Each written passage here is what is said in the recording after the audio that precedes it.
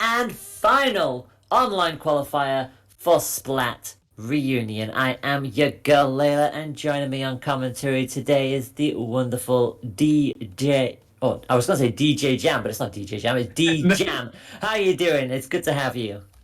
It's good to be here too, and it is awesome to see everyone here. It's this morning for you guys, but it's technically the evening for me because time zones are fun. Yeah. But yes, hello everyone, and welcome to the third qualifiers. I'm excited to be here. You excited?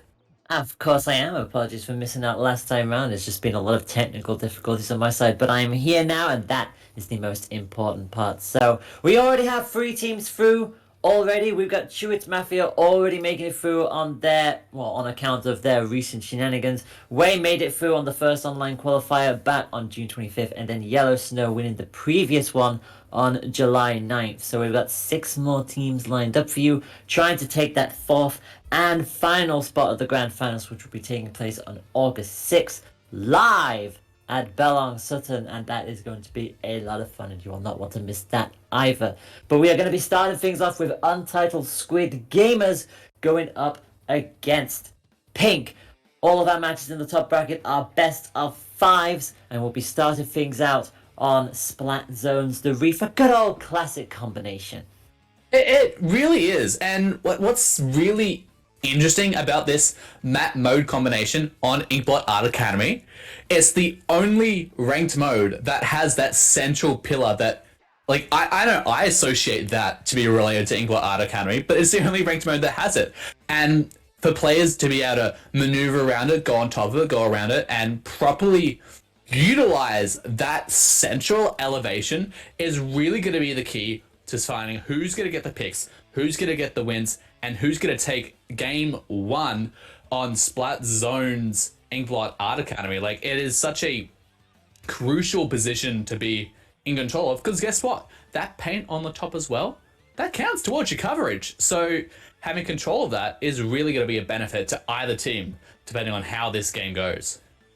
It's why you have to be so careful, especially when you've got maps like the Reef as well, where it's just you've got that entire upper area that you've got to have control over, the bridge area. For this, as you say, if you control that plinth in the middle, you're essentially dictating what the enemy team has to do, especially if you have a long-range weapon sitting up on the top of there.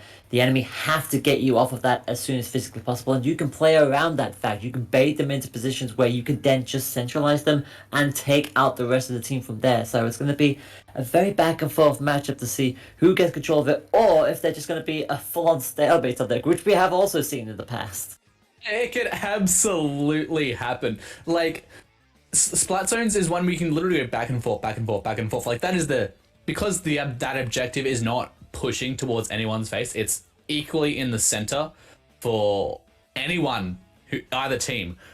You can push people really far away from it, or it can be just a constant skirmish in the middle. If you're just getting only one player on each team is getting splattered at a time, it can go perfectly even for the entire 5-minute plus overtime match, or you could get a team just getting absolutely demolished, getting camped. It's really either or, and it depends on how each of these teams adapt to the other team's playstyle.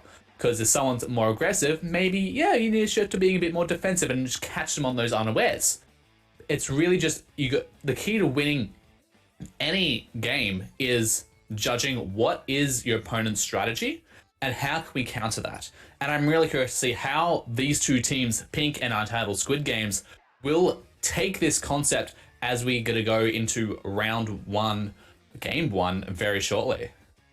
To follow on from that as well, it's if this is going to be a one-sided affair in Splat Zones, what does that then mean for the rest of the set as we go into the narrow stage of Manta Maria for tower control, and then the chaotic open spread that is Rainmaker Snapper? If Splat Zones ends up being one-sided, those two could theoretically go a similar way, but you never know how this is all going to go. If it's a constant back and forth, the next two are going to be absolutely crucial, especially considering the fact that we've got Splat Zones and Clamblets waiting for us at the end of the set. So you really want to hit the ground running in Splat Zones of all things, because it's only going to get worse from there if it's not a close match. Indeed. And while you pointed out those stages to me, it's kind of like this first one, England Art Academy, right, is quite of a, let's say, medium width stage. Like you got your open areas, but it's somewhat clustered when you need it to be. Then you have I forgot the name of it. Manta Maria. Manta Maria, thank you. just had like a complete blank in the top of my head. I mean, I'm playing this game since launch, and I still forget the names of these stages. What am I doing with my life? It's fine. You have those narrow corners to get around, especially on tower control. You got that little choke area, and then to change the whole thing up, you go to Snapper Canal Rainmaker, literally the widest stage with the most widest paths you can take the Rainmaker. Like, these players, round one in, we're already getting all three different versions of a way to play Splatoon, and this is only round one. Like, that's just incredible. And to top off all of that, the winner of this set will go on to take on the number one seed of this qualifier, Unlucky, who have been, shall we say, unlucky to have not made it through to the qualifier thus far. They came third in the first one, losing out to Way and Yellow Snow. Yellow Snow did beat them in the grand final, so it's... For Unlucky, they'll feel like it's theirs to lose, and they'll be watching this match very closely to make sure that they can get the up on their opponents and get them all strategized out before they make their way to them. But if anything, don't let that daunt you. Don't let going up against Unlucky daunt you. You have to focus on the here and now, and then think about how you're going to deal with that number one seed later. Yeah, especially because I believe we were talking earlier, and Unlucky is one of the only teams in this qualifier that have played in the previous qualifiers. The other five teams, I believe, haven't really played too much. So while Unlucky is going to get the insider details into this set, they're gonna every other team, if they're being watching the streams, have plenty of information already about Unlucky. So, like, why you think, Unlucky is in such a huge advantage? Ladies and gentlemen, don't forget they've already played two other qualifiers where if these teams have paid a bit of attention, they know exactly what Unlucky is going to pull out in round two when we get to that. It's just, these things balance out, right? Like, you got one side, yes, but then don't forget, we got this other bit here that's ready. We have this information, just dig out the dirt on either side. The moral of the story, my wonderful beans, don't underestimate your teams. You will pay for it if you are not careful. And also bearing in mind that, we do know one of the teams who are also coming in as well in the other side of this bracket. We've got Inkxiety Sirens, who have been around for years, and I have had the privilege of being able to cast them all the way back in 2018 for the UK Championship. So if anybody knows how to put something into practice, it's Inkxiety Sirens. So do watch out for them. They'll be going up against sleepy offline Lurkers in their round. The winner of that match will take on the number 2 seed, Massive Geese, who are geese that are, well, massive. Are they? Are they really? Well, have you seen the Massive Geese? I know I haven't. They could just be like, those people who are just like, yeah, I'm like 10 feet tall, and in reality they're like 1 centimeter off the ground. They could be absolutely pulling my leg. Like, I haven't seen Massive Geese. Have you seen Massive Geese? Are you telling me that they could just be 3 geese in a trench coat? Yes. Like you've seen the Minions movie, right? They could just be doing that. Sadly, I did not attend the Minions movie, nor do I have a suit to attend said Minions movie, so it's fine. The original one, not Rise of Gru, the actual original one. No, hold on. Okay, I understand that. But yeah, if you do want to keep an eye on the bracket yourselves, exclamation bracket in the chat, you'll see that ping up for you. And just to give you an idea as to the behind the scenes and how we come up with these stage and map rotations, Here you can see what we are always consistently looking at. And to be fair, a lot of events have this kind of similar playstyle where we only have specific stages for specific modes, because let's also be real, not every stage is able to be let's say preferred by players. You'll notice the lack of Preferred, that's- Moai towers, for example. Absolutely. But to be fair, you know, a lot of stages get hate, but there are also some people who do like stages, but only for specific modes. For example, I myself quite enjoy Rainmaker and Moai Towers just because of the sheer complexity, and also it's just fun. like me personally, I find it fun just to be able to have like different ways to climb the tower, and it sort of like puts that extra added little bit of spice. Not everybody likes that, but you know, for me, I do enjoy that. Yeah, it really, everyone has their different preferences. Like you can see here on this map list, Wahoo World only has one map mode combination, which is on Splat Zones. I don't believe we'll be seeing that today. Oh no! Wait. No, we are. We will be seeing. Well, if we get a bracket reset, we'll be seeing that. Ooh. Just get your excitement there. the spice. I see what you're trying to do. Yeah, I am summoning your excitement to pull you through, just slightly pull you through the entire stream. We get to listen to both me and Layla's voice the entire time. And it's just going to be absolutely fun to see how these teams go. And just a reminder, if you're just coming into the stream just now, we are in Qualifier 3, which is the final one of these qualifiers for the Splat reunion.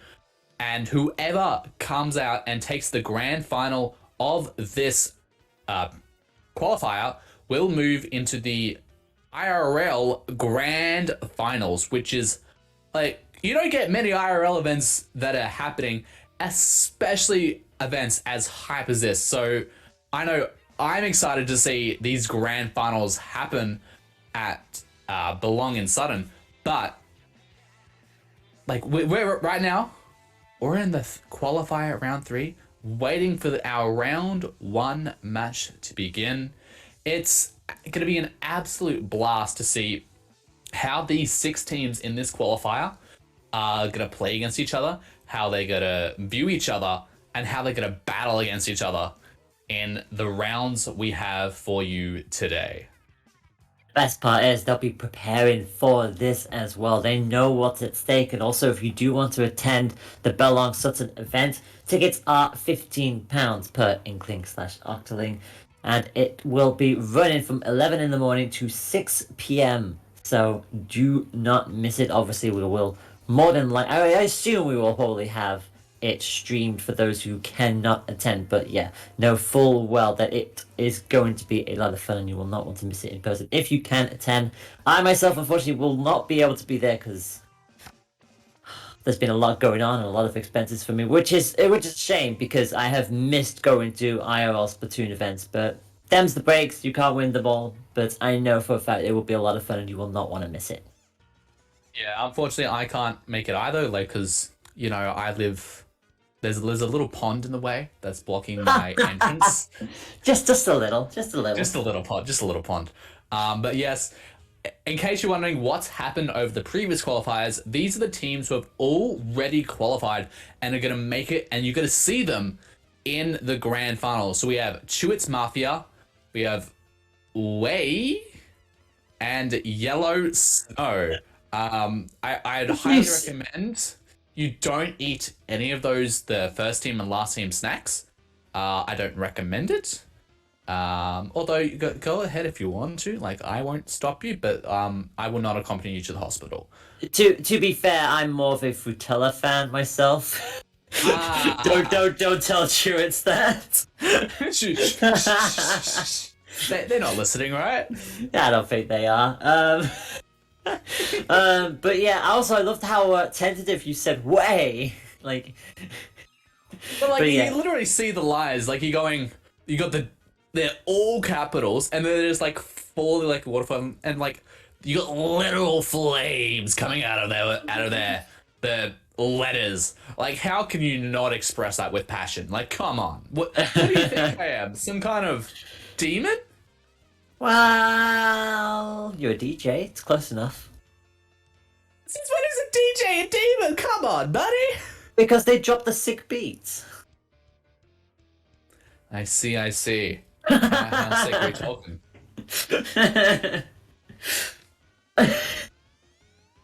Oh my goodness, I'm talking like, En Fuego. Oh, whoa, whoa. I see, I see, I see. But yes. We're already starting off with the top banters, and we haven't even started our first match yet. You just love Yeah. to see this all play out. But yeah. It really, like, these events, when events happen, it's like, particularly in the first round, you're waiting for, is the team going to come in, or are they not? Sometimes they're like me, and just like, fall asleep. It's unfortunate, but sometimes people just need their beauty sleep and they miss the entire tournament. Not poking any eyes here. There's a certain song that comes to mind when it comes to these kind of things. Don't throw away your shot. Like, come on, you have an opportunity to be able to do something, and it's sometimes unfortunate. Sometimes it's people sleeping. Sometimes it can be genuine technical issues. So you sometimes never know. But unfortunately, we do have timers on hand for these kind of things. So once we get an update as to what is happening, we will let you all know as soon as possible. But to also go on the top of all of that, you have to remember that we've had 2 qualifiers so far, and like we said, Unlucky being involved in all of them. They actually did beat Yellow Snow in the first tournament, and then since that first win, they then lost to them like 3 different times. So it's just been it's been unfortunate for Unlucky, but they've had a lot of experience on their side. You can almost say it's been unlucky for them. I wasn't gonna make the same joke twice. Well, that's why I made it. That sounds 100% fair. So, in case, because we've had some time, some of you might have just joined us without actually having a proper understanding of what maps and modes we're going to be seeing today. So we just might have a little bit of a refresher to those of you who have just joined into the stream. We're still yet to enter in round 1, but in case you have fresh face here, you don't know what you're saying, oh, tournament, let's watch it today, hey? We have first up, we have Splat Zones on Inkblot Art Academy, and then we'll have Tau Control on Manta Maria. After that, the wide stage of Snapper Canal on Rainmaker, followed then, if we need it, because it's the best of 5, Splat Zones on Anchovy Games, and then if we get the fabled Game 5, it will go to Clam Blitz on the Reef. It's gonna be a real intense set. Like, as I said earlier, like, those first 3 maps and modes are literally 3 different versions of Splatoon. You have the mid-range fights, you got wide areas, and you got narrow areas. Then you have Tower Control, Snapper Canal, which has some very small areas that people like to call the choke point. And then you have Snapper Canal Rainmaker, literally the widest stage in the map, and you have the Rainmaker, you can go, guess what, whatever path you desire. So literally in our first round, we're going to experience and see every different type of way you can play Splatoon. Like, you're going to start off by probably seeing a few Jet Squelches, a few Stingrays, Tenor Missiles, Psy, and then you'll move to Tower Control. Again, you'll see those Stingrays and Tenor Missiles, but you might see a few more other specials sprinkled in there, like Ink Armor and Baller, just to give some players a bit more safety. Then you got Rainmaker on Snapper Canal. You might say bye-bye to those Stingrays since it's such a wide stage. Instead, again, you'll see those Tenor Missiles, those Ink Armor, maybe even a bit of an Ink Storm in there. It's really going to be people playing A, to the stage, B, to the mode, and B, to their strengths. Because, let's be honest, I can't play an Inkjet, so I will not play a weapon that has an Inkjet special. Like, you gotta play to your strengths and play to your team. Obviously, I can't predict what these teams are gonna go. Because guess what? I'm a person on the internet. I am not standing behind their backs with a telescope knowing what they're gonna play. Like, I did not read minds halfway across the world. You're not their coach either, so that also helps. Yeah, that too. Yeah, I'm not their coach. I'm not anyone's coach, for that matter.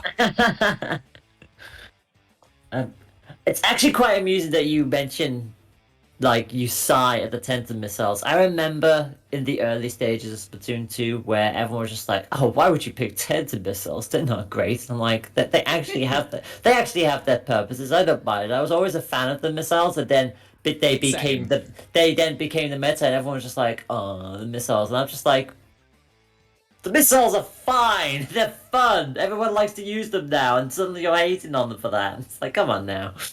Well, yeah, they've. I think when they initially came out, people didn't have a proper understanding of how to properly use them. They more use them. Oh, we're just firing. I've targeted X amount of players. Now people realize, hey, not only am I targeting this amount of people, I know where they are. Yeah. Like it's a It's an echolocator from Splatoon 1. It's a less powerful echolocator, except this echolator can kill you. So it's less powerful in the echolocator sense, but it's more powerful in the killing sense. Yeah. But so, and then I remember when the buff came out, because I was definitely using 10 missiles when that happened. Like after that patch, I got my first. I literally distinctly remember this, getting the special charged up and aiming it, firing. I'm like, what? It's done. And they just like the missiles just went flying out. Because initially on the release, it took a long time to shoot off the missiles, but now a second, not even, and it's done. Like that's the buff. Why 10 missiles is now the meta. And the best part about all of that was, I think around the same time, is when they allowed the missiles to target the Rainmaker shield. And I was like, you've done what now? that was a fresh pay to go. It was like, that just changed the Rainmaker mode. It's like, suddenly it's like, okay, it doesn't do as much damage onto the barrier, but still, it's like, it's an extra thing to be able to do damage for and help chip away for your team if they need it. So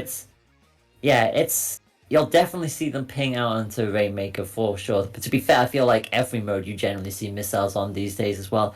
And again, obviously we don't know what weapons they're going to bring out, but do you also remember a wonderful, beautiful time when there was another weapon, an actual main weapon, that was a tad overpowered because the devs, for some reason, decided, you know what it could do with a buff between Splatoon 1 and 2? The Tri-Slosh!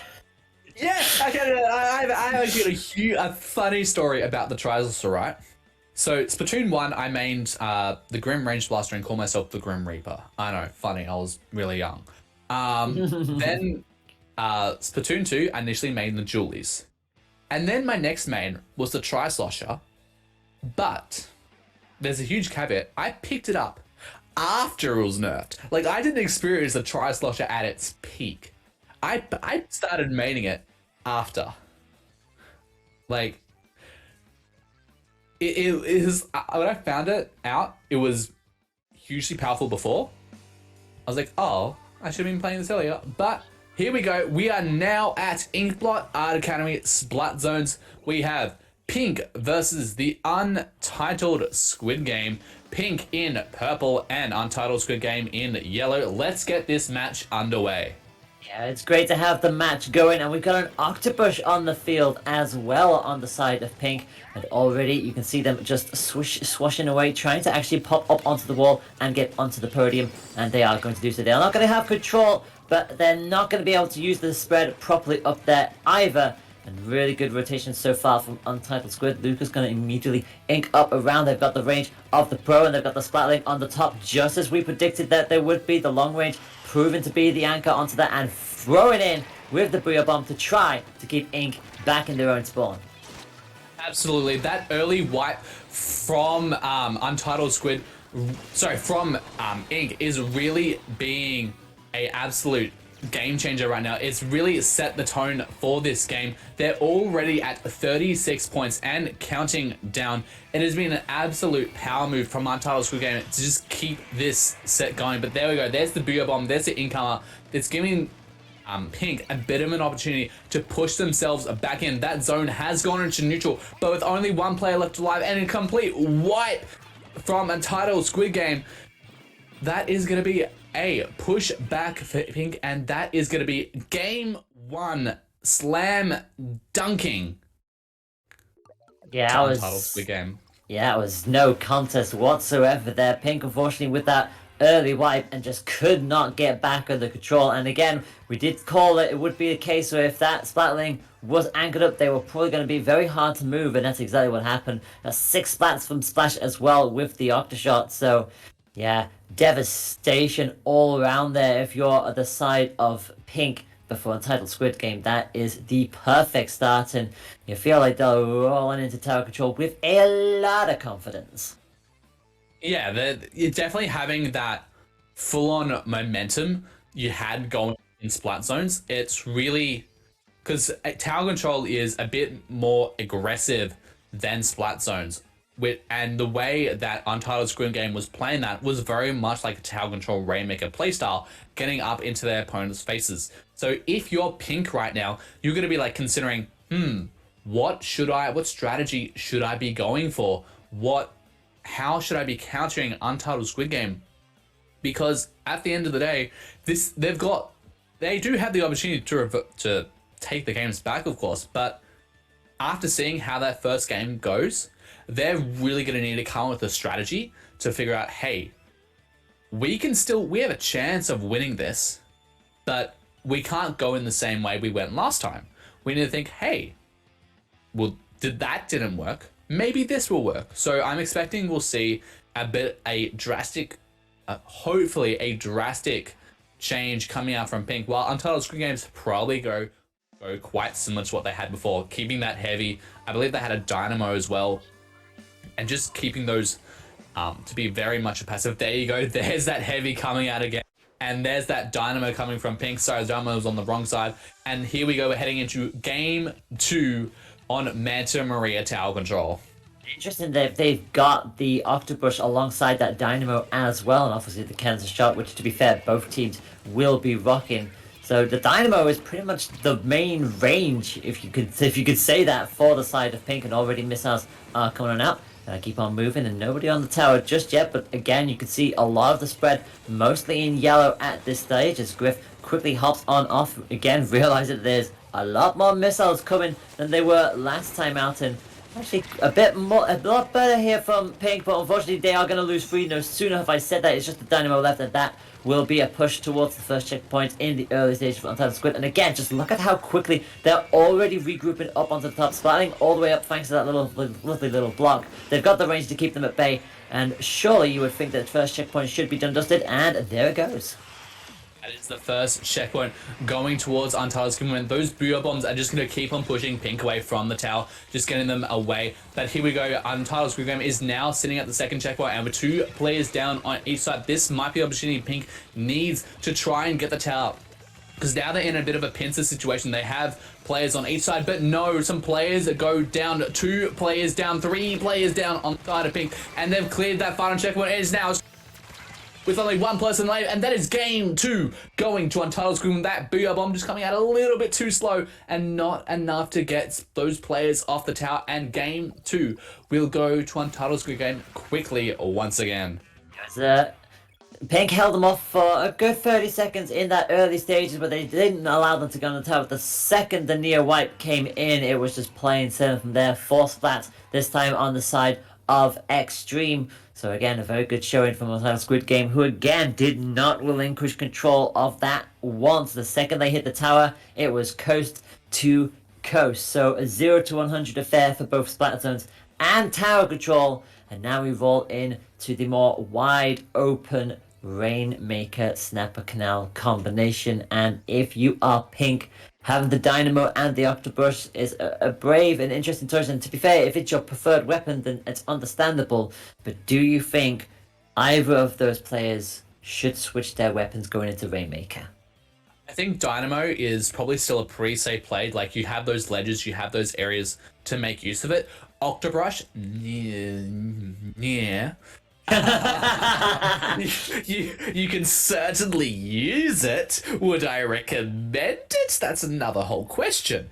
There's definitely weapons that you can make use of, and I think after seeing how these first two games have gone, maybe trying like to change that Kensa Octobrush for something maybe like a K shot, or something maybe a little bit close range, a little bit more close range, like a Tri-Slosher, me throwing in my mains there, might have change up how the entire team plays, because even just one weapon change can differentiate how you will all play throughout the match. As we dive into this third game, Snapper Canal on Rainmaker, let's see how Pink will take on the aggression from Untitled Squid Game, and if Untitled Squid Game do win this, they will be moving on to round 2 of the winners bracket.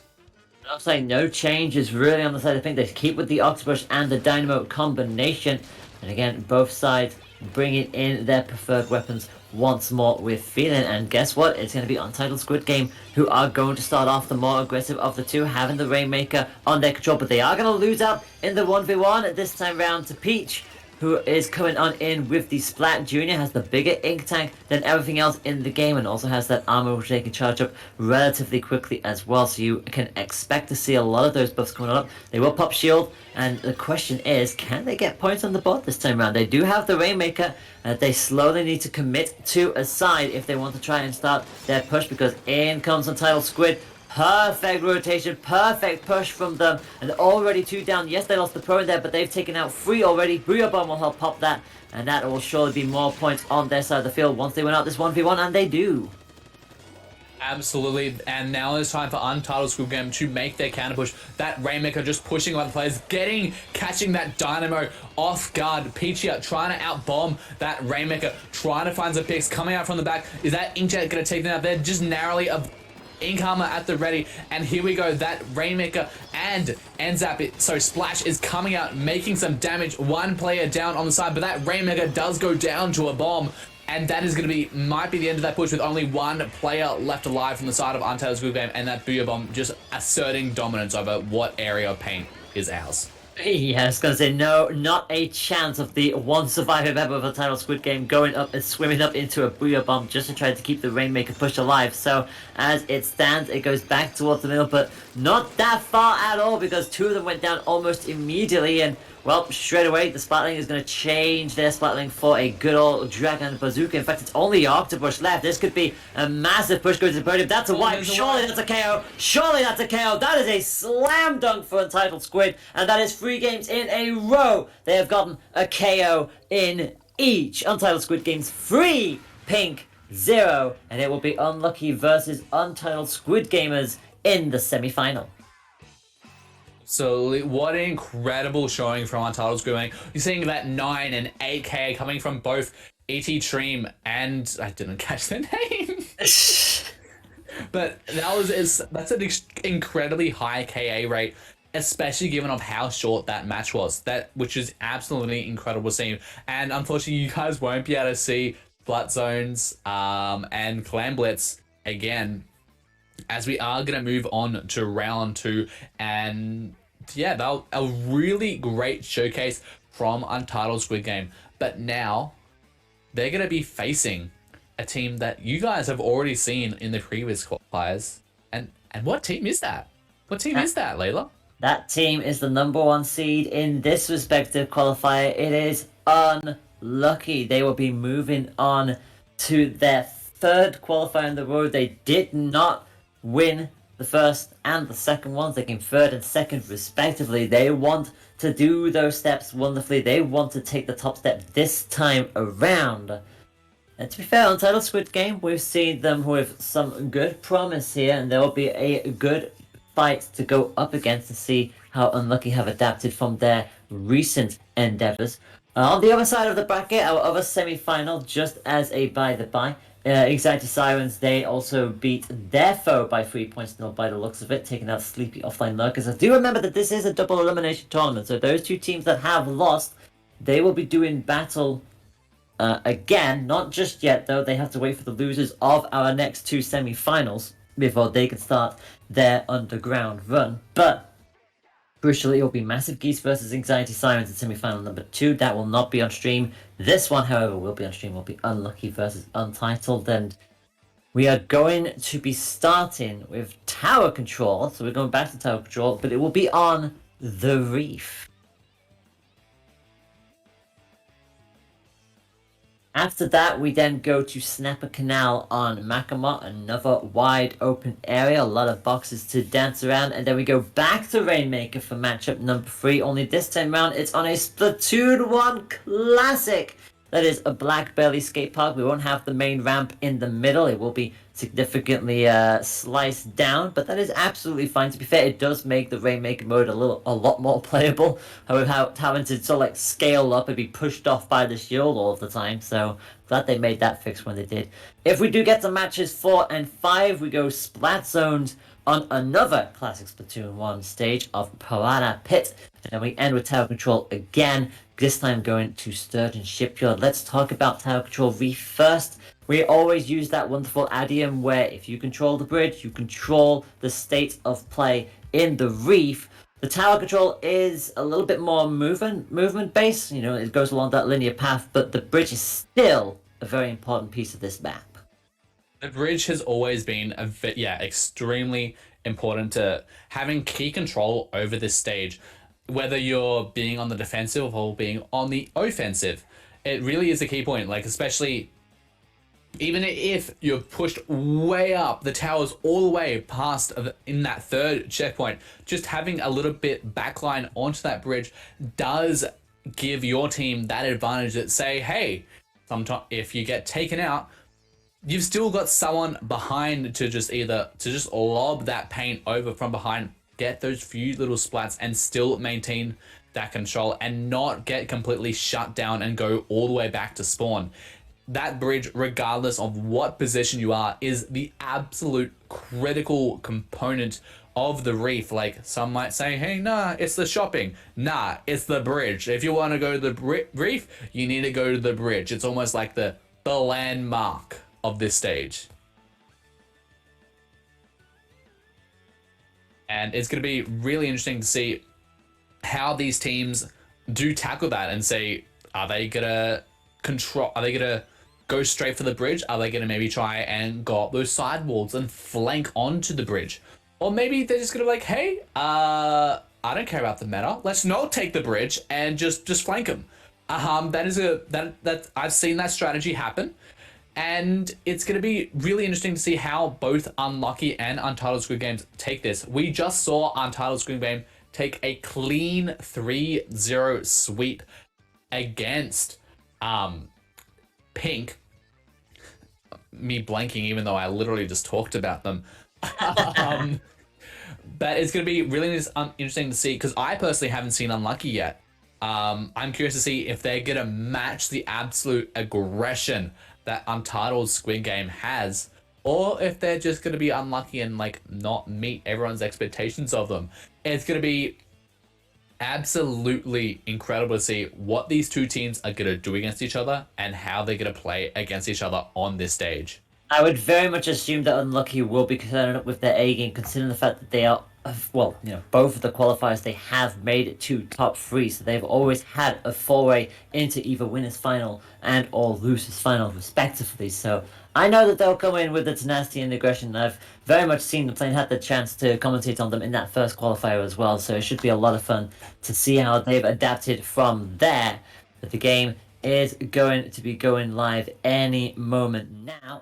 And once we have that for you, we are going to be set and ready to go. So it'll be Unlucky in the blue, Untitled Squid Game in the yellow. They're coming up with their usual comp. That Splat end coming on in. We've got the Orange Ends app coming up as well. We've got the Splatterscope, I believe that was, on the other side for Unlucky. Yes, we do. We do. And the Nautilus as well. You love to see it. Absolutely. These are some really good picks coming out from both sides. Those Splatlings and those Chargers. Not the Elite, as the Splatterscope is a really good pick. It has that perfect in-between range that Charger needs. And those, what a great splat coming out from Yoshell there. And that's going to, almost cleared that first checkpoint, but a well-placed Booyah Bomb is going to send Yoshell a bit away from the tower, but it's going to be enough for them to clear that first checkpoint. As two players do go down on the side of a team. I completely just blanked there. It is absolutely fine. Unfortunately, wrong place, wrong time there. Missiles completely pinned him into the corner. Nothing that they could do about it. And the Stingray is an ever-moving threat when it's activated on the tower. That is the third checkpoint done and dusted. And this has been incredibly one-sided already, just as we kind of predicted it would be. Unlucky steamroll into a coast-to-coast victory, and yeah, they did not relinquish control of that tower once that entire session. The Booyah Bomb temporarily took them away, but the timer did not tick down, and they just still breezed through. And to be fair, some really great shots from everybody involved there. 6 flats from the splatter shot, but the splatter scope as well, holding their own with those 3, especially with that good snipe in the bridge as well. So really good showing from Unlucky already. That was a real, like, I'm sure a lot of you who are just watching in the chat right now were thinking, Untitled Squid Game, they made a bit of impression on us in the first round. Sorry, no, Unlucky is, they're here to stay, ladies and gentlemen. They just took that first game and just absolutely betrayed all of your expectations, and now they just clean on sweet through that. That's work onto Untitled Squid Game. Even if they didn't get every splat, just having that laser line of sight is a nuisance in itself, and it's just constant pressure. And and that's probably going to continue on as we go into Clam Blitz Mako Mart.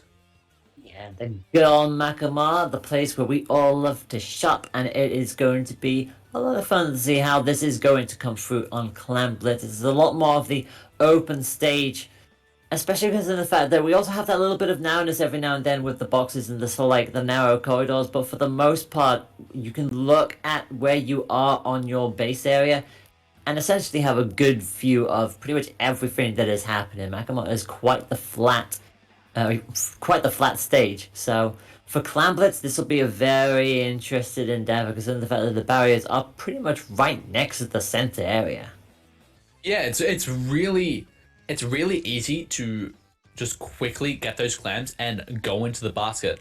But if you're smart about it, you can also take on 2, even 3 flank routes to get to that basket. So yes, you do have that center route, but if you're kind of unaware, someone could just be flanking that basket route from behind and just say, hey, this basket's now ours as we head into Mako Mart Clam Blitz. We have Untitled Squid Game in yellow, Unlucky in blue, as we head into the second game of round 2.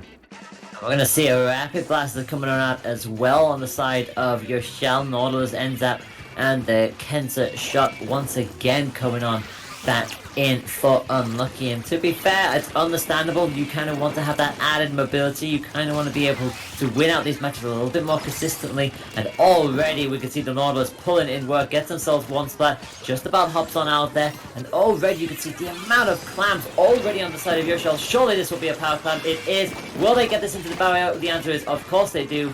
And despite getting caught out by the order bomb at the behind, they've already dropped it down to 65, so a very good first push already. They have finally lost 2, and a good solid defense from Untitled Squid, and that will shut the barrier up for the time being.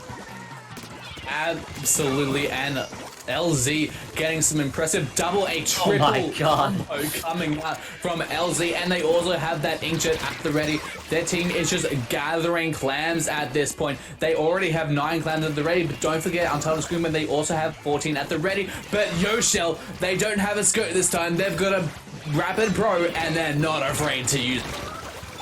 So many consistent direct hits, and even if you're just pinging off onto the AO into the sides of them, that AoE damage from the blast there will help the rest of your team, and already they've got another barrier broken. They are at the halfway mark, and that is a full-on wipe as well on the side of Untitled Squid Game as well. So Unlucky will be charging in with even more clamps to try to keep this barrier up. You can see what Raw Meat is doing. They finally do lose out their respective 1v1, but Liz is still up and running, throws a few more clamps in. That will be game, and that is again so straightforward for Unlucky. Just wipe after wipe for them. Absolutely. That consistency, just getting those clams in, getting those power clams in as well, and just being absolutely consistent. LZ is seeing with that 10 KA. Oh, what a sweet number that is. Yeah, double digits, the only one to do so in that matchup. And to be fair, every single time we saw them consistently up there. And again, it's not just a one-person show. The rest of Unlucky are on point as well. They're able to hold their own too. The Rapid Blast are doing some exceptional work as well. I mean, we saw them do some really good shots with the Splatterscope in the previous matchup. And yeah, they are very, very clued into their accuracy at this point. And that, therefore, is another full KO. We are moving into Rainmaker. And goodness me, if Clamblitz and Tower Control were that straightforward for Unlucky, what do Entitled Squid Game have to do to try to slow down this storm going into Rainmaker? It really is going to be interesting because as we saw in the first game, Untitled Squid Game, they're good at the aggression, but as we're seeing in this set, they're not so good at the, de-aggression, the defensive.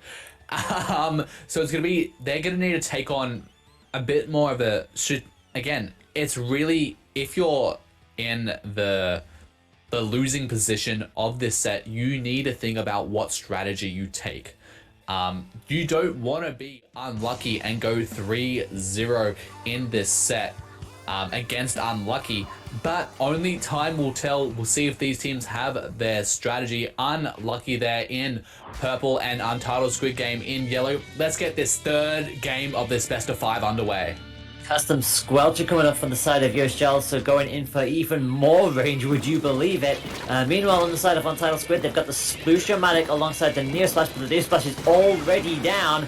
And goodness me, that's going to be 2, 3, almost 4. The Splatling at least able to hold their own, but the Rainmaker's already in possession of Unlucky. Booyah will come up, they'll throw it to at least try to stall them down, slow them just a little bit, but it has not helped them in the slightest. One down on each side, but again, they have their teammates so quickly moving on up to protect them, and they're going all the way far forward. This could yet be a pizza time if they're not careful here. No, they are stopped just in front of the podium, so able to hold on by the skin of their teeth there on top of it, but they were too close to the explosion. That's the last thing that they needed, and surely they will grab this with the 1v1. That's a wipe, that's a slap dunk. It is still pizza time, and Unlucky are going to have the toppings of their choice as they move into winners final.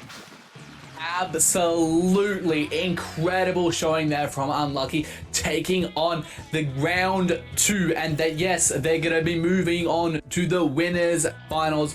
What a great showcase we just had from Unlucky, just absolutely steamrolling. They have that roller, they have the steamroll, they've just flattened Untitled Squid Game, sending them all the way down into the loser bracket.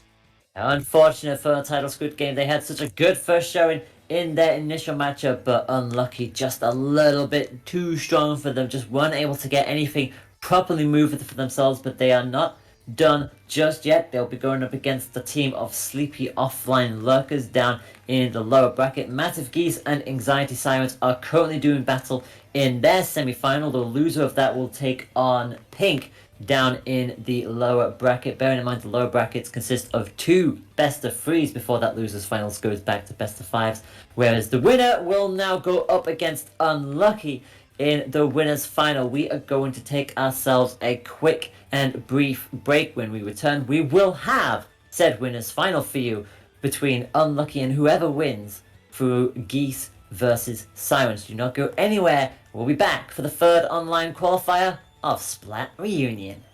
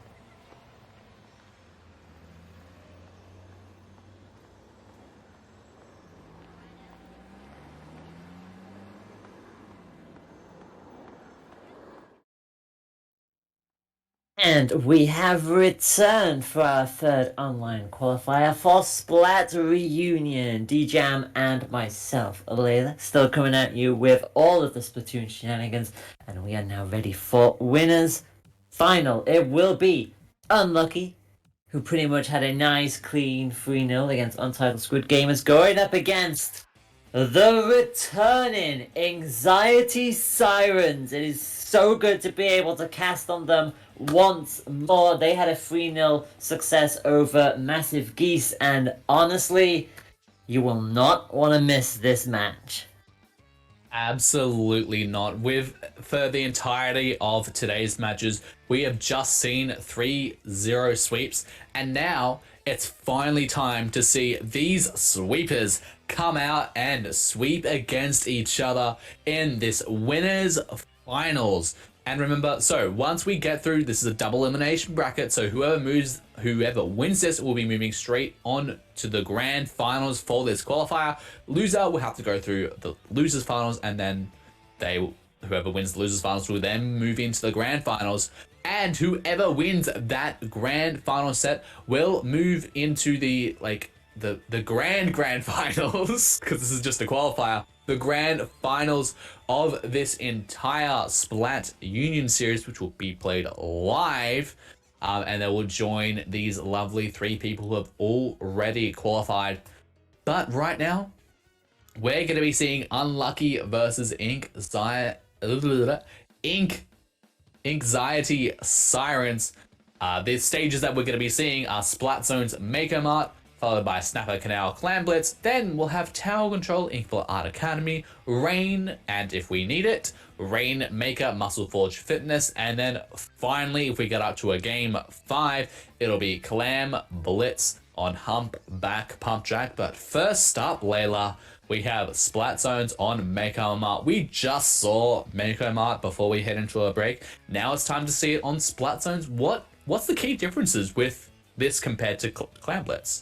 Well, significantly, you've got that wonderfully shaped Splat Zone in the middle of the stage, which, to be fair, is the square. It's not a dual zone either, it's a good old plus sign, so it's a bit more awkward to shape, and obviously you've still got that pillar, that wonderful little mini barrier in the middle as well to paint around, so you have to be incredibly careful. But there's going to be a lot of short range shenanigans going on in that central area, so you'll want to make sure you have at least a range in that back to be able to keep an eye on things, and you will naturally see missiles coming up as well, just to make sure that nobody stays on the zone for too long a period of time. It's pretty much the same map layout as it was in Clan Blitz. Like, nothing's changed, nothing really gets added into the stage to sort of like make things easy to get to. It's all pretty much as you were, just the key difference being that it is all going to be about that middle zone and those 2 boxes, rather than the quick immediate pushbacks onto the barriers just beside them. Absolutely. It's very much that plus shape zone with that barrier in the middle is, well, obviously the plus zone is going to be the key feature of this zone, because guess what? This is Splat Zones. They need to paint that. And it's going to be really crucial to see how they use those little leverages on each side. I believe it's called the breakfast in some circumstances, and see who properly leverages that, because hopefully all you have eaten your breakfast this morning, and who will leverage that correctly, who will make the most of it, and who will maybe like throw that ink, throw that paint, throw that dynamo, and use those leverages and those advantages to their advantage. And we saw earlier that a member from Unlucky has an insane Splat Charger and an insane Rapid Pro Blaster, but only we're going to see very shortly what these 2 teams bring out to Splat Zone's Maker Mart, and we're already starting with such a great start. I can watch it on both sides. Well, you can play it 3v. Oh my god, you had to jinx that. You had to jinx that, didn't you? Wait, if both teams have a DC, how do you then decide who's gonna KO? Because normally in DC, like obviously, in this circumstance, Inkxiety Sirens have done doing the KO, but normally it's whoever doesn't have the DC carrot, but when you both DC, like, how do you decide? Is it like rock, paper, scissors, but like with ink? I mean, to be fair, it's nice to see them just have a nice little party. They're all having fun, which is always good to see. But yeah, it's like when you both disconnect, it's like, okay, you go cap the zone. No, you go cap the zone. Oh, slide. I thought a bit of betrayal was coming up there, but no, we're gonna have ourselves a nice little party now. Oh, there we go. Everyone's joining in. You'll love to see. Ah, there they go. The jumping off never ceases to be funny to me. It's always great. Like we saw them that they were having a nice time, they were celebrating, they were being happy, and then they just jumped off a cliff. Like, come on. I mean, come on, it's the market. You're not jumping off a cliff now. Come on, Sure, that's just sure. slightly over-exaggerated. This is exactly what you guys want to see, right? First game, both teams have a DC. In all fairness, first of all, you know, every tournament, no matter whether it's Splatoon or a completely different game, there's always going to be technical issues. These things happen. Secondly, it gets it out the system. They've got their DC out the system. They can move on from this now. It's out of their, I wouldn't say bloodstream, their Ethernet stream. And now they're gonna come in. They're gonna be quick. They're gonna ready up they're gonna set a world record ready up time. And we're gonna dive straight into this match, right? You would certainly Yes. hope.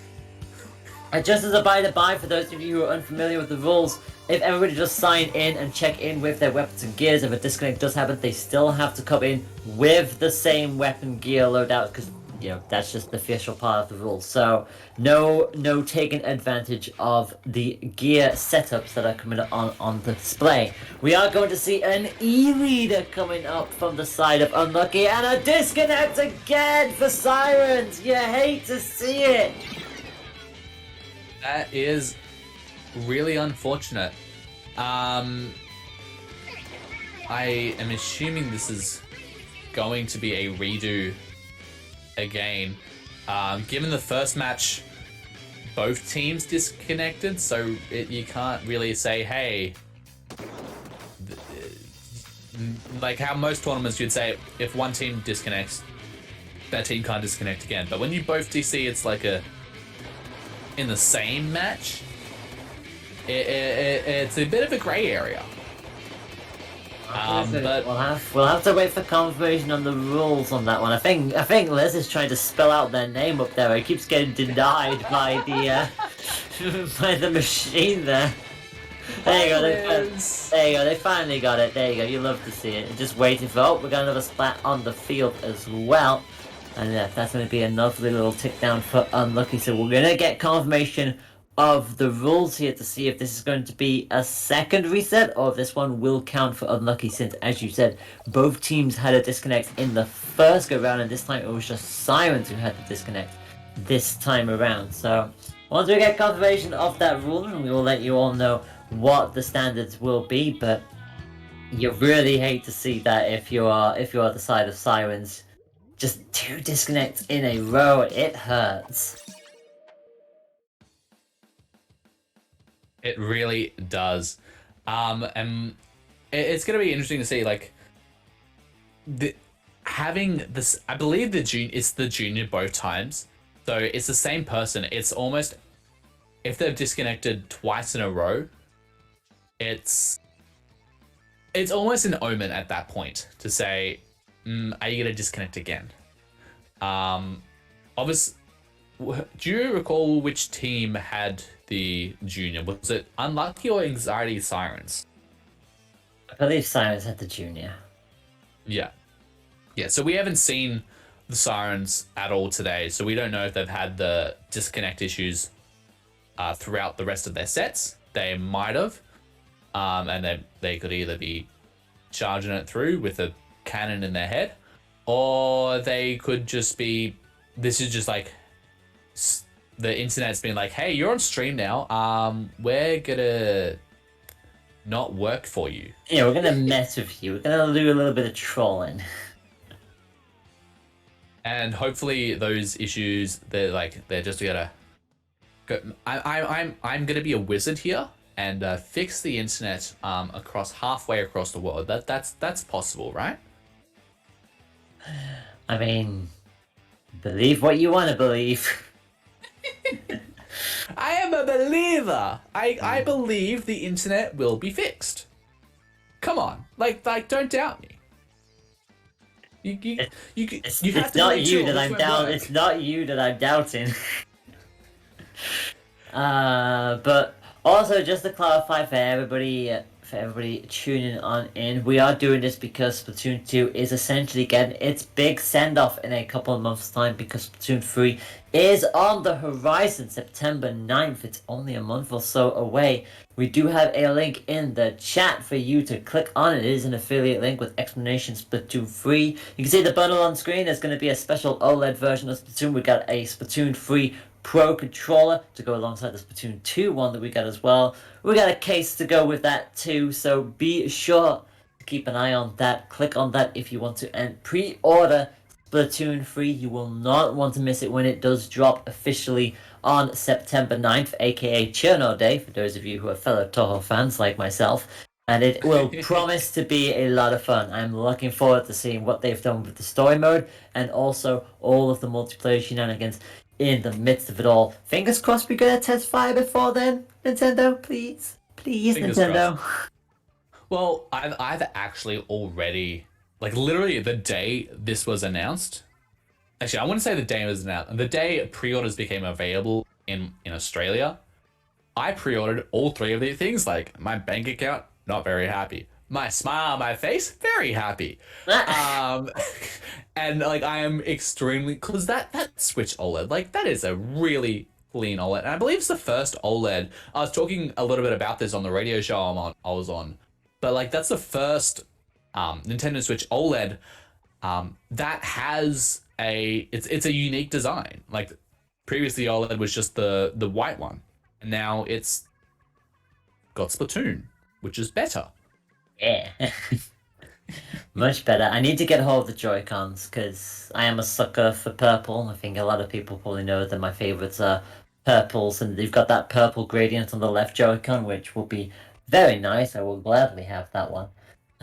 But yeah, I unfortunately I'm not quite able to put a pre-order down for an OLED on the basis of that they a lot of money and I have no money, so I'm not really able to do anything with that. But for sure, I'll probably be trying to slip those onto my wish list. Very, very, very valid reason. It just went onto my credit card. Probably not, maybe not the smartest idea, but it's done now. It's done. It's a problem for future you. It's a problem for future me. Like it's fine. My credit score is a little. It's a little bad, but like we're done. I'll sort it out. I'll pay it off one day. Not today. I believe in you. But yeah, we are going back into Splat Zones Unlucky versus Inkxiety Sirens. Take 3 for point number 1. If Sirens do have a disconnect this time around, the game will have to play out as normal. Everybody is loaded on in for the most part. A little bit of lag, but it looks like everybody is absolutely a-okay this time around, and we'll see if it stays that way. It is indeed the Splat Junior on both sides of the field. I think it's Eve on the side of Sirens, and they are the ones who have initially controlled, but immediately taken down by the scope, and how quickly Unlucky just sweep that away from Sirens. Absolutely, what a great way to say assert dominance coming out from Yoshel, just getting that absolute clean splat. And now we have that inkjet at the right armor. Ink armor does come out from Unlucky to give them a bit of protection. So, and that inkjet now is gonna just be, have that aggression, gets that splat onto the splatter shot, and they're already past 50, and with 2 players down on the side of the Sirens, it's an absolute blood field on the field right now. Yeah, they are incredibly dominant for a reason. They came 3rd and 2nd in the previous 2 qualifiers. They want that number 1 spot, and splats like those are going to be helping them beautifully. Sirens are just in no man's land consistently. They were able to at least stop the timer, but can't quite take full control over it. Another Splat for raw meat. We're into single digits, and that looks like it's a nice, comfortable display for Unlucky, and they're going to lead this with yet another KO.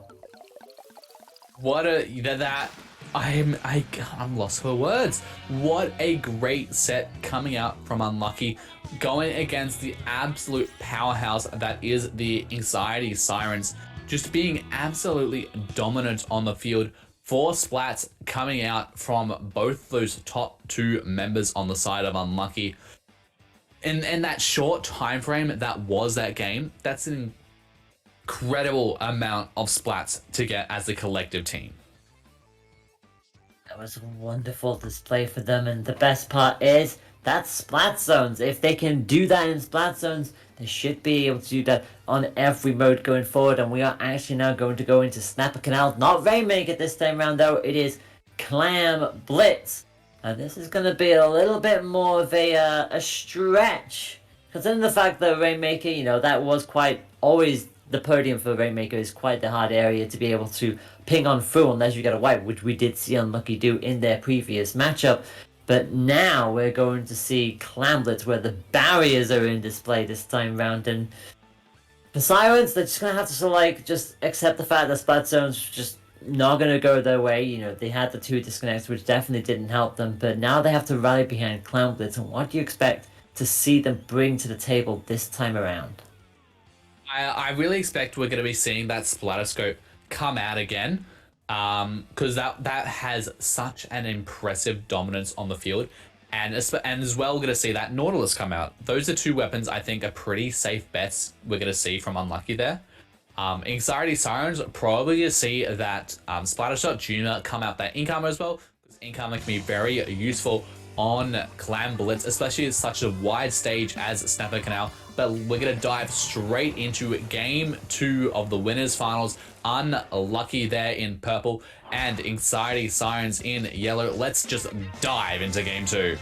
And not 1, but 2 of the orange Enzaps coming on up, so they are going all in with the missile hit. They've got the main slosher in there as well for good measure. So Sirens, so Sirens, they're exactly what they want to do, and they are sticking to their guns, but unfortunately they are going to lose out into that 1v1. The missile's already raining down, but you know, Unlucky have a set of their own. They're going to fire away, and the clam trading thus begins. They are going to lose 2 down in the midst of this, so do remember the Sirens are quite the legendary team. They are definitely renowned for their up close and personal combat, and they can absolutely hold their own against Lucky. It was a rough start for them in Splat Zones, and they're slowly starting to get the wind behind their feet, but unfortunately it is just a little bit too much against Unlucky at the moment, who continue to at least control the middle area.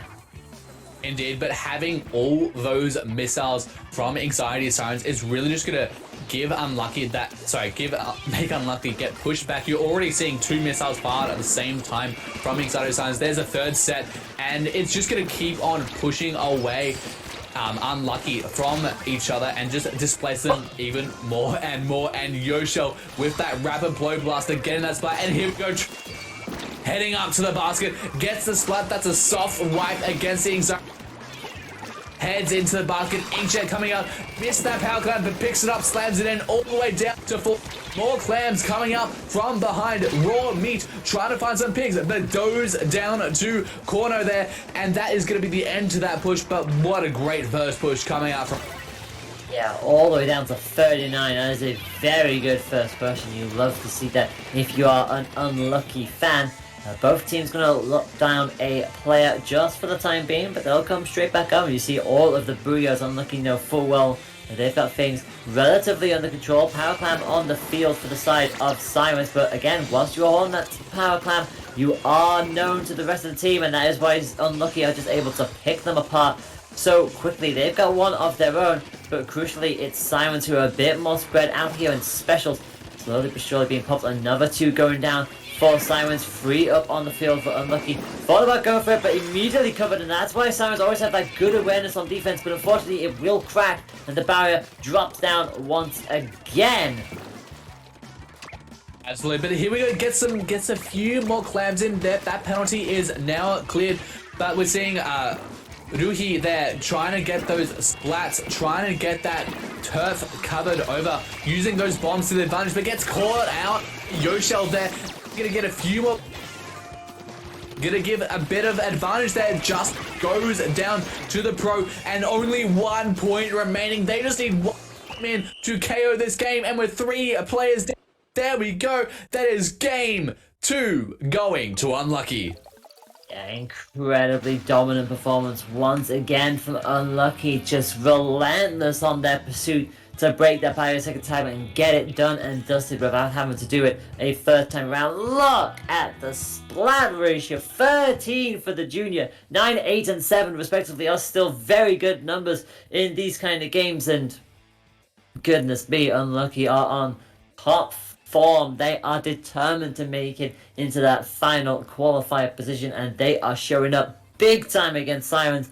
And now we got to tower control the reef, and Sirens have got to regroup and try again and find a way to slow down this Unlucky team who just don't know when to put on the brakes. They really don't, and I think that's why that speed roll is why they decide to go that quad missile comp. But the only downside they had with that is that to make use of that, you really need to farm that special, and they just didn't farm that enough. That's why Unlucky was able to just absolutely take advantage of them and push through, because you saw earlier at the start of them when they had those missiles quite consistently, they were pushing back Unlucky quite a bit. They were quite mid-range fight, even got a bit towards Unlucky's side, but not being able to keep that 10 missile burst rush was what gave Unlucky that clean sweep into the game. But now heading into tower control, where that you don't have a basket you need to shoot to, you have a tower you need to ride like a all the way to the goal. And we have it's quite a common and well liked map mode combination: Ink, Blot, Art Academy, tower control. We're going to see what these two teams bring to the battle right now,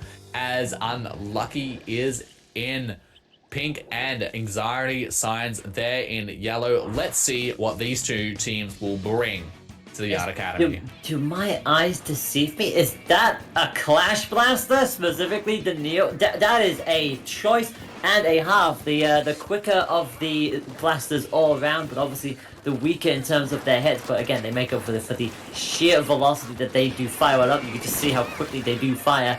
An interesting decision. They have missiles, unfortunately caught out by the suction bomb immediately of Raw Meat, who are looking to establish dominance in the early stages. They do go down as well on the side of Sirens, and it's actually Sirens who have that middle control, but crucially, the scope is already there, ready to see if anyone is wanting to jump onto that tower and punish them for it. Absolutely, and Inkxiety Sirens do have that quad missiles comp coming out again, and just a little bit of a different, but it's not seeming to be enough, as Unlucky have now in the mid area, and that inkjet is ready from LZ, ready to use, and there we go, pop. Oh, the splatter immediately. Such a good first pick with the Inkxiety. Not quite able to get the second one, but already it's enough to distract the rest of the Sirens team. They can't push on forward to clear the tower. They finally get the splat, but crucially, the first checkpoint is already done and dusted. The Slusher will do their best to utilize their curved range and push them back. And to be fair, they are back onto the tower. In fact, it's only the end zap left now for Unlucky, as everybody else comes spawning back in, and this could be a really good opportunity for Sirens to get some points on the board. It really is, and double missile is just gonna push away those opponents, just disperse them just a little. Raw Meat also firing off their missiles as well, as Inkxiety Sirens try and head to the first checkpoint. But with 3 members down on their side, that might not be very successful, as now Unlucky have control of the tower, and they're gonna head and push up further. They've already cleared that first checkpoint, and they're what a splat coming out from Justice, and gets taken out by the splatter scope. But what a clean flank coming out from that one. They just bided their time behind the wall. They did not see that coming in the slightest. Stingray will now ping on up for Yoshel as they try to cover the tower as it continues to push its way towards checkpoint 2. Only one left actually. No, that's a wipe. Never mind, that's a straight full-on wipe on the side of Sirens. And that will be checkpoint 2 done and dusted for Unlucky, and look at see how far up they've all pushed. They know full well they have Inkxiety Sirens on the ropes. They have made it to the third checkpoint. There's so many bombs being thrown there, but they're going to break for it anyway. Not quite able to make it into single digits. Now they will. It's a 4-2 advantage, and that surely will be the KO. And that was nice and straightforward for Unlucky. A lot harder to actually get onto the tower the first time round this time, but crucially, the second they got on there, they were not letting it go anytime soon. 3 KOs in a row. Never mind 3 KOs in a row. 6 KOs in a row, because they had the 3 KOs against Unlucky. Again, look at this! 9-8-7-6. Consistency is key for the number 1 team. Absolutely. Like, I was seeing that at the end of the game. Top of the screen, I'm like, wow. They're really getting that Splat game. They're really playing Splatoon and getting those splats. And we've seen it. Unlucky has proven that if you're going against me, you're the unlucky ones. We've been unlucky in the previous qualifiers. Today, we're bringing the unlucky to them. And they're heading on straight onto the grand finals. But we're going to be seeing not the grand finals next. We're going to be seeing the losers finals. So while you've been hearing our lovely voices, we've had 4 teams battle against each other in the losers. So that's been Massive, Geese, Pink, Untitled, Squid Gamers, and the Sleepy Offline Lurkers have all been battling off against each other. Right now, it's the Massive Geese versus the Sleepy Offline Lurkers in the losers round 2. Winners of them will go against the Inkxiety Sirens, and then from there, it'll be the grand finals. But until we're heading into that, we're going to be hopping into a quick little break while those 2 teams just finish off their rounds. Won't be too long, so don't go anywhere. You are watching the Splat Reunion Online Qualifier 3.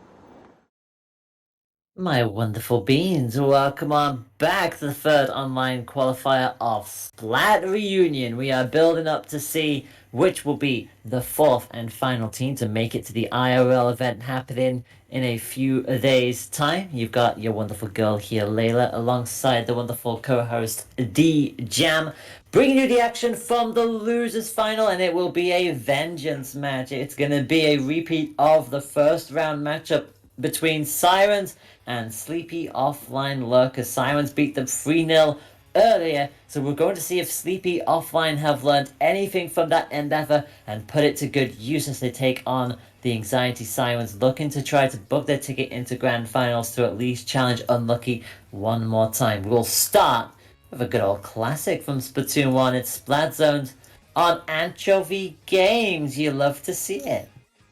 You really do, and it's going to be really interesting to see if the Sleepy Offline Lurkers, if they're gonna, because we didn't see their round in round one. We saw the Untitled Squid Games versus Pink, so we didn't see these teams face off against each other.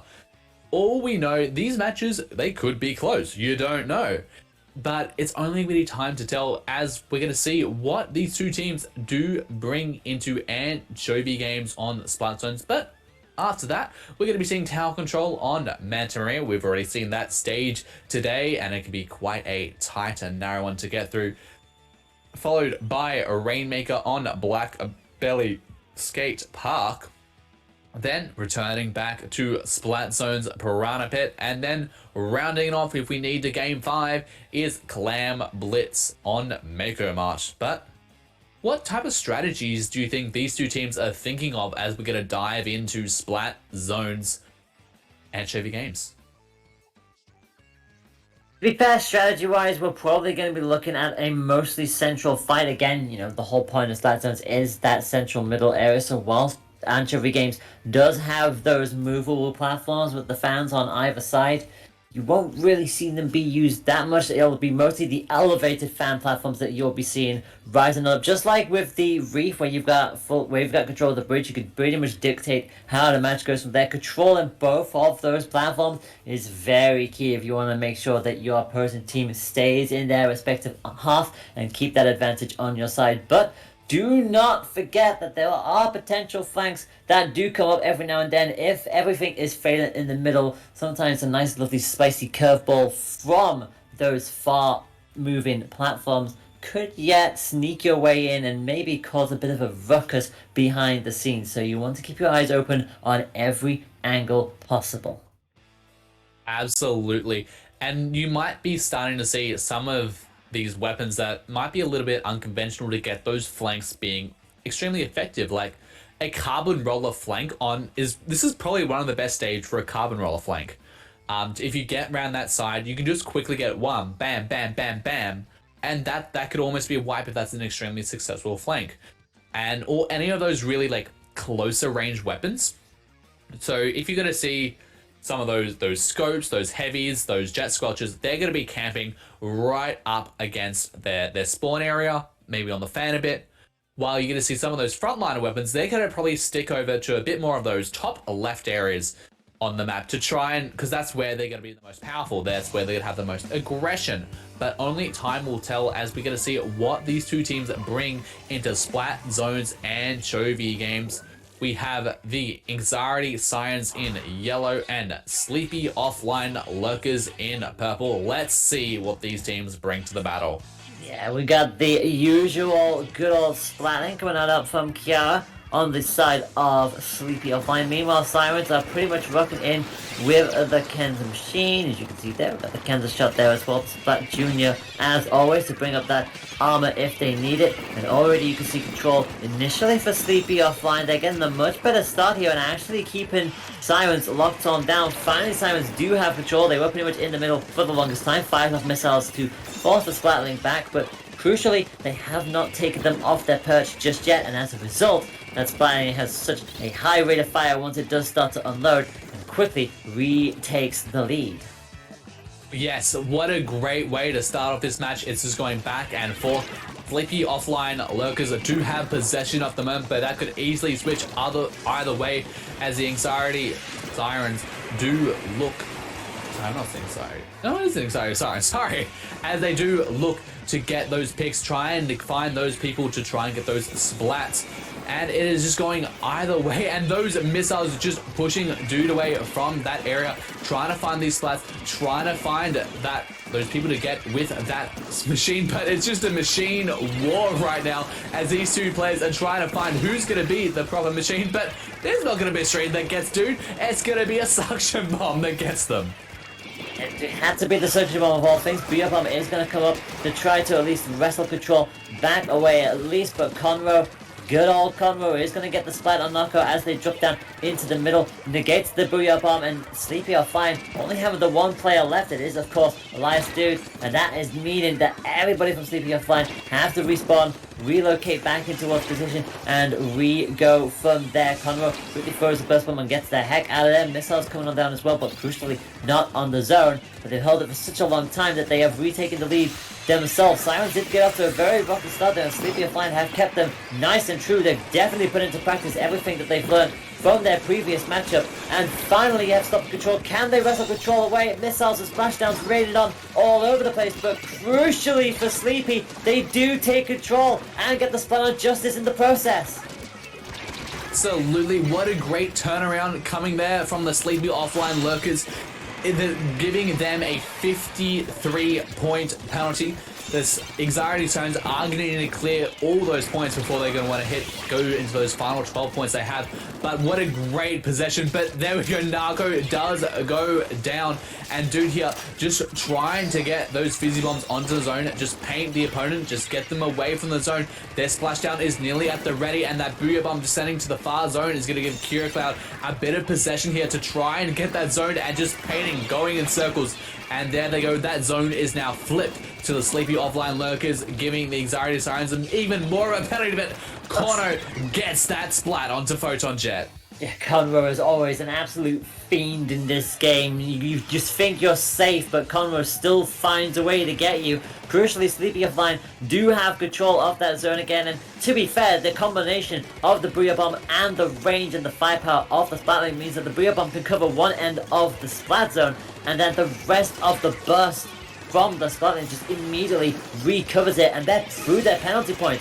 Sirens need to get on with this, and quickly here. Ink Armor has been deployed. They do snatch it away for just a second. There's at least enough to put penalty points back on them and slow the charge down. But they're losing players rapidly. That's a wipe. That's a full-on wipe on the side of Sirens. And that is going to give Sleepy Offline a chance to get themselves into the position. You see Dude and everybody else just push it all the way up into Siren's side. There's 1 minute of gameplay left. This is easily the longest match we've had so far. It could still get in a KO if Sleepy Offline can hold them here, but they've got to be careful with these missiles as Sirens realize they only have one more push in them here.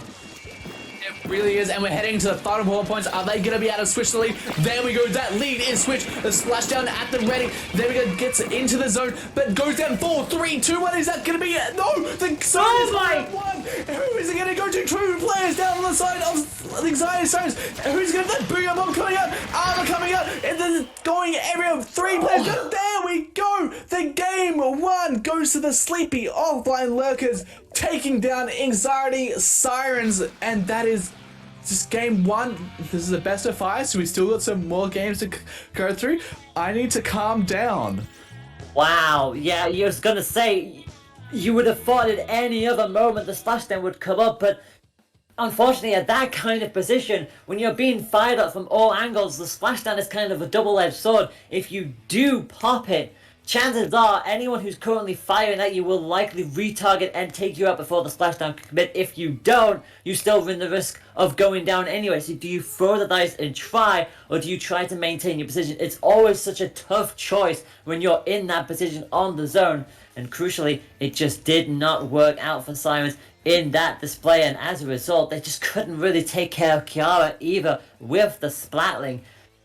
Just wonderfully well worked from Sleepy Offline, and they have learned from their previous session with the Sirens. Remember, they lost their encounter in the first round to Sirens 3-0, and they've got a point against them now. They've got a game on their side, and now we switch from from Anchovy Games into the narrow stage of Manta Maria Tower Control. What will either team? Well, right. I mean, the main question is, will either team choose to switch any weapons here?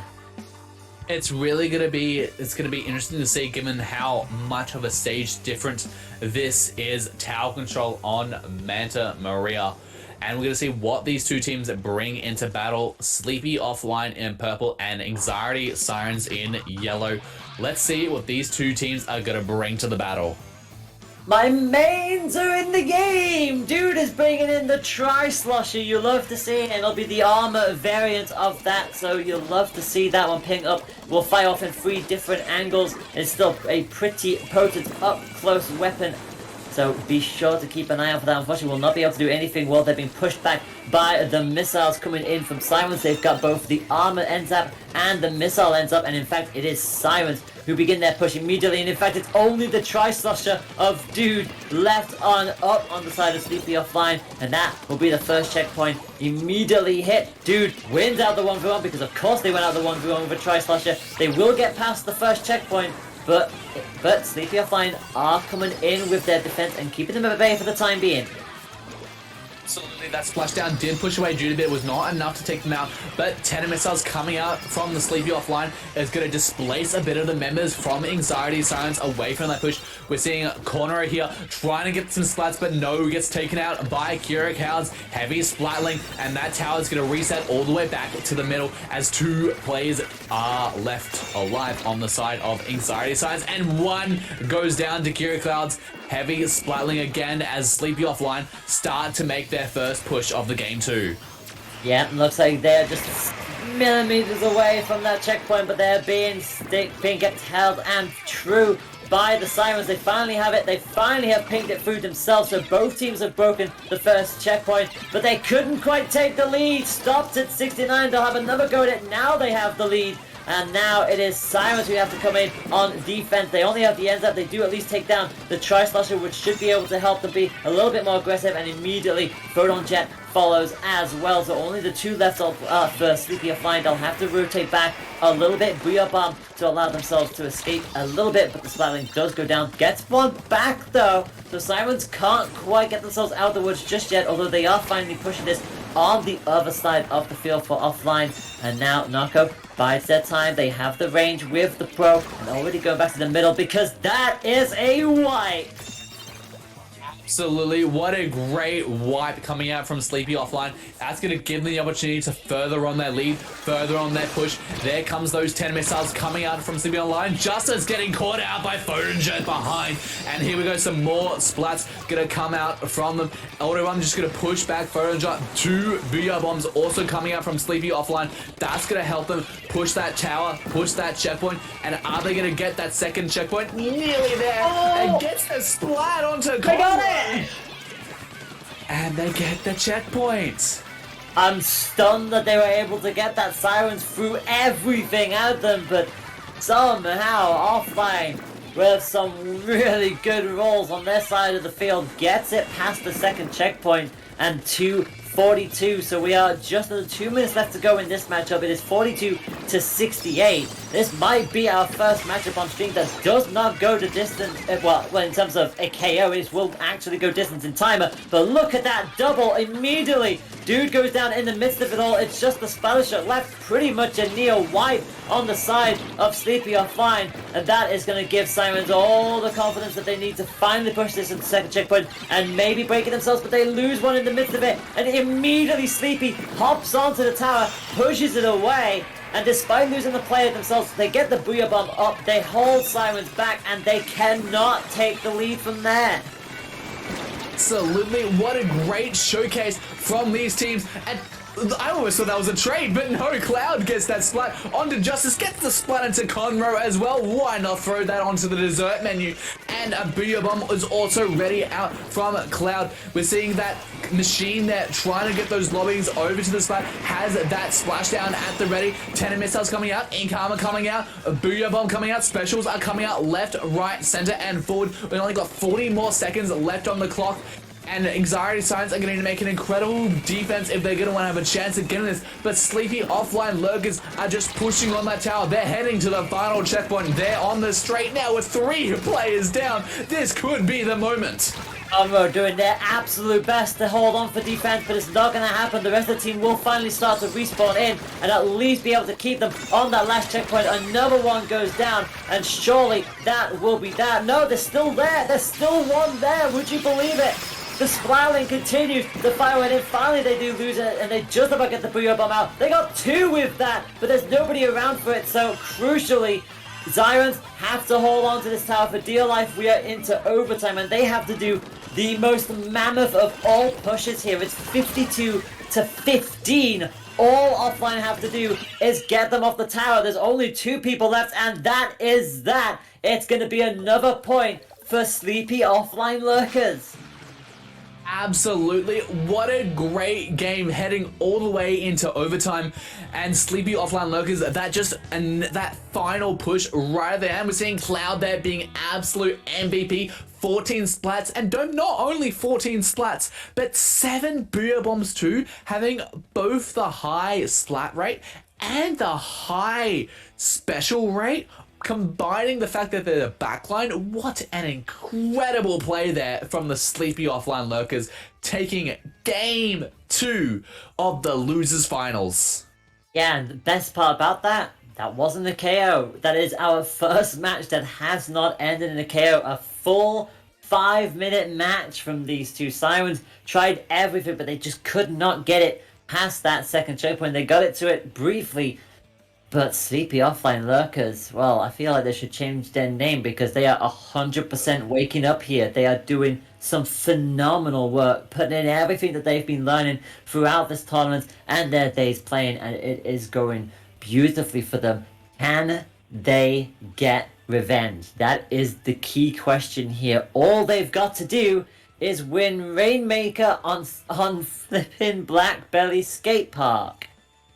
I say simple, it's not that simple at all. It's not a simple task at all. It's really going to be interesting to see. Inkxiety Sirens had the 3-0 sweep in round 1. And now Sleepy Offline Lurkers say, hey, we want a taste of your own medicine, and we're going to try and give you the 3-0 sweep as we head into Game 3 Losers Finals. Rainmaker, Black Belly Skate Park, Anxiety Sirens in yellow, and Sleepy Offline Lurkers in purple. Let's see what this Game 3 gives us. Tri-Slasher coming back out, but not the armor this time round. It's going to be the Nov, so we're going to see the other version of the Tri-Slasher on display. Splashdown almost at the ready from the get-go. Missiles will likely be charged up, and actually, there's not the Splatling this time around. They switched it for the NZAP, and that has already given us a very weird situation here. Photon Jets just ran off with the Rainmaker. They were the only one of their team left, and they just picked it up and ran for their life. They got it up to 55 when Sirens were not quite aware of what the heck was going on, and that is quite the odd first push to lose to here, but crucially, Sirens have got it back on their side of the territory. They've at least got it up to 87, forced back initially by the missiles. So we'll see how good Offline's defense can be here. They've already lost the pro. So much is happening that the Tri-Slasher finally goes down. And crucially, they now have the lead. It's a 2v2 situation. They continue their push.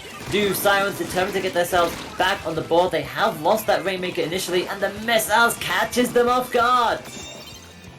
Indeed, this is just going either way, and the Anxiety Sirens are now 3 down. That's going to give Sleepy Offline Lurkers a bit of an opportunity to push back the Rainmaker, get some points on the board, maybe take the lead. This game is still extremely early in and extremely close. Stingray coming out from Anxiety Sirens, and an Inkstorm also coming out from the Sleepy Offline Lurkers, as the Rainmaker is now back in the middle looking to push it forward, and avoiding those 10 missiles is going to be absolute crucial to getting some points on this board. Yeah, finally up there on the side, and bearing in mind that the Rainmaker does carry its own timer as well, so you'll have to be very careful with it and keep moving forward, otherwise you are going to get caught out like that. The Stingray is at least able to stop it for the time being. and keep it down into that position. So good defense again from the Sirens. They're finally starting to pick up the pace that a little bit more as Conroe thinks about getting it, but is going to try to ink up everything around them, get their special charged up, and maybe potentially pop that off first, or just allow the Rainmaker to reset. If you do not pick that up for a specific time, it will go back into the middle, and that's exactly what it does. But crucially, Sirens have lost the player in the midst of that, so it's going to be Sleepy who are able to pop the shield first. Indeed, and we're seeing Narco here does have that Booyah Bomb at the ready to find some opponents to try and shoot it at and displace them around. Dude here with that Tri-Slosher has the Inkstorm ready as well. 3 players on the Inkxiety Sirens also have their specials at the ready. And there comes that Stingray. Dude trying to narrowly avoiding it, jumping out to a bit of safety there. And now that Rainmaker is still stuck in the middle. Turf and paint going every which way. Anyone could take this Rainmaker right now. Yeah, it is crucially a bit of every color imaginable there. It's just a straight up fight in that middle. But now, Sleepy Offline have an opportunity. They saw they had a player advantage. They had 2 player advantage. They did lose the Rainmaker initially, which is going to slow them down a bit. But they have enough time to regroup and go again. They're going to try to just straight up take the lead here. They just need to move a little bit further forward, and they do so. Into the 30s they go. It's a 3-on-2 situation. They're just straight up swimming as far as they can. Even if they can't get the KO, points matter. You've got it onto your opponent's side, and it's now 25-45 with just 90 seconds left on the clock, and you can see the defense is quite on point now for Sirens. They're doing everything to hold on to this and begin to move things back into their perspective. Indeed, what a great takeover there from the Sleepy Offline Lurkers, getting them all the way down to 25. Now some missiles going to come out from Inkxiety Sirens to push away those members of the Sleepy Offline Lurkers as they start to make their counter push. Conroe here does have that suction bomb rush at the ready, using it to fire, get those members getting away, clearing a path for the Rainmaker. 10 missiles coming out in retaliation from the Sleepy Offline Lurkers as Inkxiety Sirens try to push off, but that's taken out by the... I couldn't even see it. It's just so much chaos happening at the moment. But the Booyah Bomb does take the Rainmaker, stopping that push, run and strike, and we're heading into the final 35 seconds of this match. So far it stays 25-45 in the advantage of Sleepy Offline. The Rainmaker is in a very dangerous position here. Throwing forward, the Sleepy Offline can cover it and allow it to reset to give the Sirens even more work, and it looks like that's exactly what is going to happen. It goes back into the middle, and overtime can really only happen here if Sirens pick up the Rainmaker. They don't want to pick it up too late though, and so with 9 seconds left to go, this will pretty much be it. If they go down now, it will be all for nothing. The special is up for Ken's Machine, and it will come out now. Here we go. The final big push is coming, but they lose it. They got one down for Sleepy Offline, but they lost the Rainmaker in the midst of all of that. And so, as a result, it is going to be Sleepy Offline who gets revenge and win this series by 3 points to 0. We were discussing behind the scenes that it was going to be a 3-0, but it went the way we weren't expecting. Dude, with 10 splats in there, and it's Sleepy Offline with the upset. Absolutely, what a great way to say we're in the losers finals. You think, like in Inkxiety Sirens, that they were probably going into this match thinking, we're gonna be dominant here. We're gonna take this game, and no, when you're not. Sleepy Offline Lurkers have taken on this game and will be moving on to the grand finals. Grand finals will be coming up for you in just a moment, and it's going to be Sleepy Offline Lurkers to go up against the team of Unlucky. Unlucky have not dropped a game all of today. To be fair, we've seen both of their respective matches on stream. Both were 3-0 shutouts. Both were pretty much KO dominant performances for them. So you expect that they will have a similar kind of mentality going into this. They will be wanting to go straight through, 3 KOs in a row, no problems whatsoever for them, but you never know until it's all over what will happen in this wonderful tournament, in this wonderful game that we call Splatoon 2. Unlucky will want to put their names into the grand finals to join the other 3 teams that are currently there, but for Sleepy, having been dumped into the losers round from the very first match, I don't think they probably expected to actually get this far. They probably did not. No, I would have to. I think I have to agree with you there. It's going to be really interesting to see what teams and what weapons. Why am I saying what teams? We know what teams they're going to be. It's going to be Unlucky versus the sleepy offline lurkers. But whoever takes this game and whoever takes this set are going to be moving on to the IRL Grand Finals. But just a quick refresher, if you haven't really seen what a double bracket is like, Unlucky, because they came in from the winners bracket, if they do win this best of 5 set, they will take the tournament. But if the sleepy offline lurkers take the set, it will be gone into a bracket reset. And what that means essentially is that the scores will go to 0-0 and they'll have to play some more games. And from there, that'll be winner takes all. So Unlucky is currently in a very much of a favorable position heading into the grand finals. But as we just saw, the sleepy offline lurkers can be like, hey, we can take these games, we can take this set, we can take the tournament, and it's only gonna be time to tell to see how Unlucky is gonna go against the sleepy offline lurkers, because Unlucky hasn't actually played against this team yet.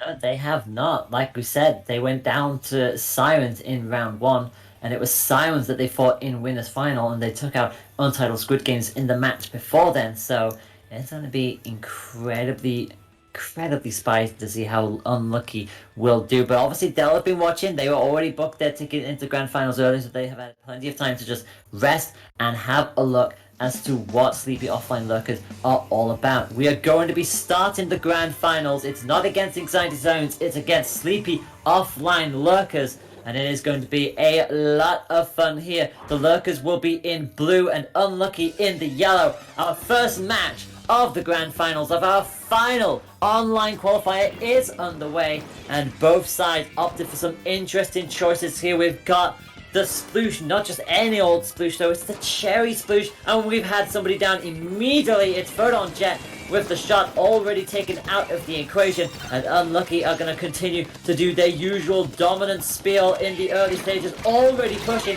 straight on down past the middle. They've already essentially taken out most of the team. Finally, they are at least stopped and slowed down, but look at that, already to 35. And again, the Rainmaker shield pops, but knowing full well that the rest of the team will be respawning in. They're not going straight on in for additional points. They don't need to. They've got plenty of time. They really do. Getting that splat, getting those splats, getting that push all the way this early into the game is absolutely incredible, and puts Unlucky in a really good position heading into this game. We're only 1 minute in and they've already scored up to 35 points. Sleepy offline lurkers are going to need to make some really huge dominances on the battlefield right now. Their longest range weapon is the K-Pro, which is quite interesting going against weapons like the Nautilus and the Splatterscope. It's going to be incredibly tough. They're going to need to get some flanks. They're going to need to get those picks. But with 2 players down on both sides, it's still going to remain quite neutral. But we're seeing that Nautilus getting that splat onto Narco there, and the splat onto Dude. What a great through splats there. Yeah, the Nautilus is so good at mobility, and make that a triple onto Photon as well. The Nautilus is ringing up so many splats, so many numbers at this stage. And it's just such a mobile weapon. You can charge up, you can keep that charge as you move. It fires so quickly and such short time to charge it all up there, all the way up to the podium. This will be a dunk. That will be a KO. And Unlucky continue their streak of only KO wins with a 7th now in a row in this stream today against Sleepy Offline. They did incredibly well to try to hold them off the first time round. Really good defense to keep them at that position. But look at the Nautilus. 10 splats and only the 1 inkjet, but when they used it, they still got benefit out of it. So yeah, this is going to be a hard team to beat.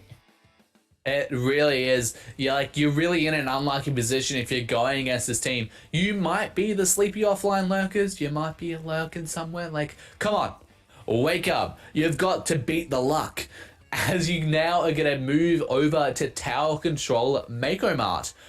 We have not seen this stage so far today, and what's actually quite interesting about this stage is that it's quite powerful for weapons such as the Tri-Slosher, which I know both you and me, Layla, are a fan of.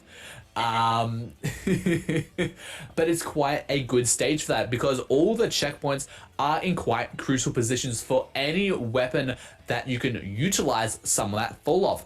Take, yes, any slosher, particularly the Tri-Slosher, or the X-Splosher, the Squelcher, or even some weapons like even the Dynamo or a Flingser Roller. Like, they can really be extremely powerful on Tower Control Mako Mart.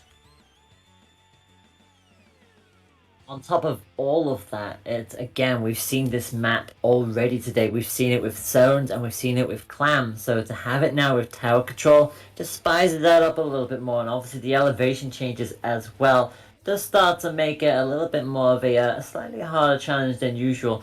On top of all of that, I just want to do a quick lovely little shout out to Justice Bells. Thank you very much for raiding in with that party. Hopefully you've been having yourselves a good time, and hopefully everybody who came in with that raid enjoys the show. We are in the midst of the grand final to determine who will be the fourth and final team to advance into the IRL event over at the Belong Sutton for our grand finals of Splat Reunion. It's going to be a lot of fun. The three teams already in there: Chewits Mafia, Way, and Yellow Snow. Those latter two getting through on the qualifiers. Chewits got on merit. They didn't even have to do anything, so they've been able to watch all of the action unfold over these past few weeks, and now for Unlucky, they are just 2 games away from booking their ticket into that side as well. But we'll see if they can continue to break through the defense of Sleepy Offline. And we got a Luna Blaster going on out there. Kenza Luna of all things. We got the Kenja machine alongside it. Meanwhile, for the side of Unlucky, you see the E-Leader coming out as well. And of course, if it ain't broke, don't fix it. This continues to come on in with the Nautilus. Absolutely, and those Ink Armor antenna missiles coming out straight off the bat from Unlucky is going to be an absolute dominance of the field as they head straight into the first checkpoint. Yoshell just on that checkpoint, getting it cleared, and there we go, first checkpoint already cleared, and that Inkstorm is just going to push away the Sleepy Offline Lurkers as Unlucky heads straight to the second checkpoint. They are not messing around anytime soon. They're going to be a little bit beaten back a little here. Offline Lurkers trying to make something happen, unfortunately losing the Luna Blaster once again. The tower is still in a dangerous position, and the E-Leader is still up to try to keep them at bay, but the Nautilus has gone down. So too has their shot, but they are at least getting players back on the other side as well. Look at that, only the NZAP left for Sleepy Offline, which means this push from Unlucky is going to continue. And again, the Ink Zone, the turf that they are bringing on down is just consistently in the advantage of Yellow. It's always in Unlucky's side, and already you can see checkpoint 2 has been met right there and then, although again, just about able to hold on defense-wise, but again, pinged straight back down. Nautilus pings it with the Inkjet, hops on back down. Challenges, can't quite get back onto the tower, so they'll have to dance away a little bit and live to fight another day as the rest of the team have to come respawning in. Absolutely, and we're just seeing 2 down on the side of the Sleepy Offline Lurkers as that tower resets all the way back to the middle and goes down to that K-shot there. Narco over here trying to get some turf, trying to get that armor ready for their team, and just buying time. Gets the splat with the suction bomb onto raw meat, getting that absolutely raw as that tower now moving towards the center, gets taken out by Clouds, Luna Blaster there, and that Inkstorm is at the ready for them to use. Gets those Fusey Bombs, just sending those members away. 10 missiles coming out from the Sleepy Offline Lurkers, and there goes that Inkstorm. Just gonna be a bit more pressure onto Unlucky and gonna give the Sleepy Offline Lurkers a bit of opportunity they need to get their push going. That shot from the snipe, however, is not going to help their endeavors. They managed to get it down to 75, exactly a quarter, before they are all immediately wiped off the face of the planet. They'll have to respawn in and try again as Unlucky basically retake the advantage. That's a whole lot of yellow, and of course, turf is key in these kind of games. It charges up your specials and allows you to make all of these moves possible. And again, taking out Kiara on the back foot and again pushing all the way back towards that second checkpoint. And again, so many keep going on down for Sleepy Offline. They're just struggling to keep on top of Unlucky. Another wipe. That is going to be checkpoint 2 for free. And they'll begin moving now to the third and final checkpoint. Absolutely. Only a few more points remain for Unlucky. Sleepy Offline Lurkers trying to head straight for that tower. Gets onto the tower. 3 players down, and that's going to be a defense coming out from Cloud there, using that Lunar Blaster to its maximum capacity, and that splashdown just going to send the members further away, and they're just going to stop that tower right before at 4. But that does mean every single checkpoint is now clear for Unlucky. That's an incredible position for them to be in. But if you're a Sleepy Offline Lurkers, that means you almost need to pretty much get a KO to win. Yeah, that's a really hard one for Sleepy Offline to concede that third and final checkpoint all the way into single digits. They got it to the first checkpoint again, but crucially, they keep being stopped, they keep being wiped out and put back to their own spawn area. Missiles coming up again, and you can see how close that they are all together, and as a result it catches up the Luna and the shot as well. Down goes the machine as a result of the inkjet, and already Unlucky are pushing straight back to where they were. The E-leader has come down, so they lost the range, but it doesn't matter because Photon Jet goes down to the Nautilus. 30 seconds left on the clock. Unlucky want to keep their streak going and get themselves another KO on the bag. They've got the point. Whatever happens here, it'll take a mammoth push and a half for Sleepy Offline to come back from this, but for the free advantage, they have the turf. They've got the inkjet pretty much up at their disposal as well. 15 seconds left to go, and actually they've lost 2 here. Sleepy Offline might try to at least deny them the KO, but it's only the shot left. It's only Photon. 5 seconds, they finally go down. Can they at least stop them before the KO happens? 3 seconds, 2 seconds. They won't get the KO. It will be 4-75, so it's not the KO for Unlucky, but crucially, it is going to put themselves on championship point regardless. Absolutely a great game right there coming out from Unlucky. Just being NIL, look at that Yoshell there with the 17 KA, which is incredible from an E-leader. Those are some ludicrous stats. To be fair, every single one of them having double-digit splats, but that is just phenomenal from Unlucky. They are on course. They are on their way to be that 4th and final team to qualify.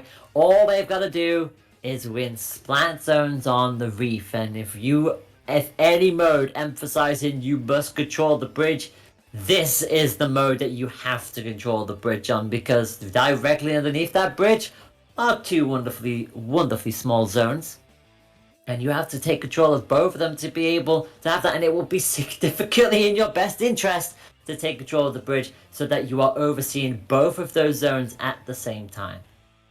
Absolutely. If Unlucky does take that will be their golden ticket to the grand finals happening IRL, which is going to be absolutely incredible to see. But right now, they've got to play one more match against Sleepy Offline Lurkers, and it is going to be incredible showcase to see. As you said, Layla, that bridge is really the critical point. It's not the zone, yes.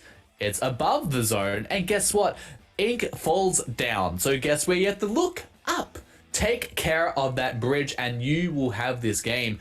It's literally the name of the game for any game on the Reef, but particularly Splat Zones. Just having that control, having that possession, and you got to find those weapons that properly use that to their advantage as we head into our third game, the Reef on Splat Zone. Sleepy Offline Lurkers in purple and Unlucky in yellow. What is this? What is this? Sleepy Offline have decided to go for the lols. They've gone all meta. I say all meta. They've gone for the jokes. They're all in on Neo Splash-O-Matics, and well, as you can probably tell, they've all pretty much been ripped apart by Unlucky, who are just, yeah, they are not taking any risks. They want this immediately in their favor. They have full control of the duo zones. Maybe Sleepy Offline, knowing full well that they probably don't have a chance. They want to go out with some lulls and with a laugh. Although, having said that, they have control of the zones.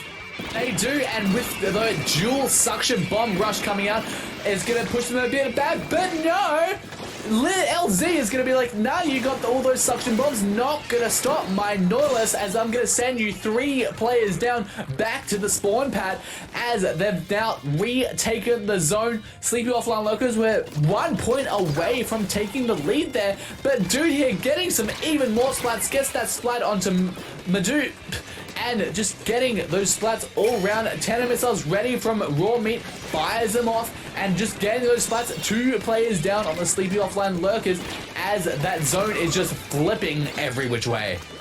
Yeah, but crucially, it's always going back into the hands of Unlucky, who are now rapidly going towards that halfway position. 3 Splash-O-Matics are down, just the 1 left as everybody comes respawning back in. Past the halfway mark, we go now for Unlucky. They're just 40 points away from the IRL Grand Finals. Another good splat again from the side of Unlucky. They are not hustling, they are not letting control of that zone go anytime soon. One of them has to fight, but again, they're consistently on point. They always have an answer for it, and it continues to tick on down as Photon Jet trying everything they can to at least get one of them. There's only 2 left. They throw 1 burst bomb that almost takes control, but it won't be enough. That is a wipe. I don't know if Sleepy Offline will have enough time. They definitely won't have enough time now with that snipe shot. Beautiful precision. And that is emphatic as anything. Unlucky win the 3rd and final online qualifier. And they are the 4th and final team making it to the grand finals of Splat Reunion. What a game. Like, I saw the splash combo and I'm like, okay, that's Splash. That's Splash. What else can you say? But that is still an amazing performance again by Unlucky. Sleepy Offline at least managed to hold them to 1 non-KO. It was not a full 9 KO sweep for Unlucky. They actually had 1 in there, but even then, just Sleepy Offline just could not keep on top of them. Every single time they were finally able to at least somewhat hold out on their defense, they could not quite translate it into an aggressive side, and Unlucky too clinical for them, and as a result, they have their 3rd 3-0 victory today, and it means that they will join Chewits Mafia, Way, and Yellow Snow in the Splat Reunion IRL Grand Final, which will be held August 6th from 11 in the morning to 6 p.m. That is BST, by the way, since it is being held in the UK, and it is going to be specifically held at Belong Sutton. So please get your tickets. They are currently on sale. They are £15 ahead. So make sure to get those in as quickly as you can. And like I said, August the 6th.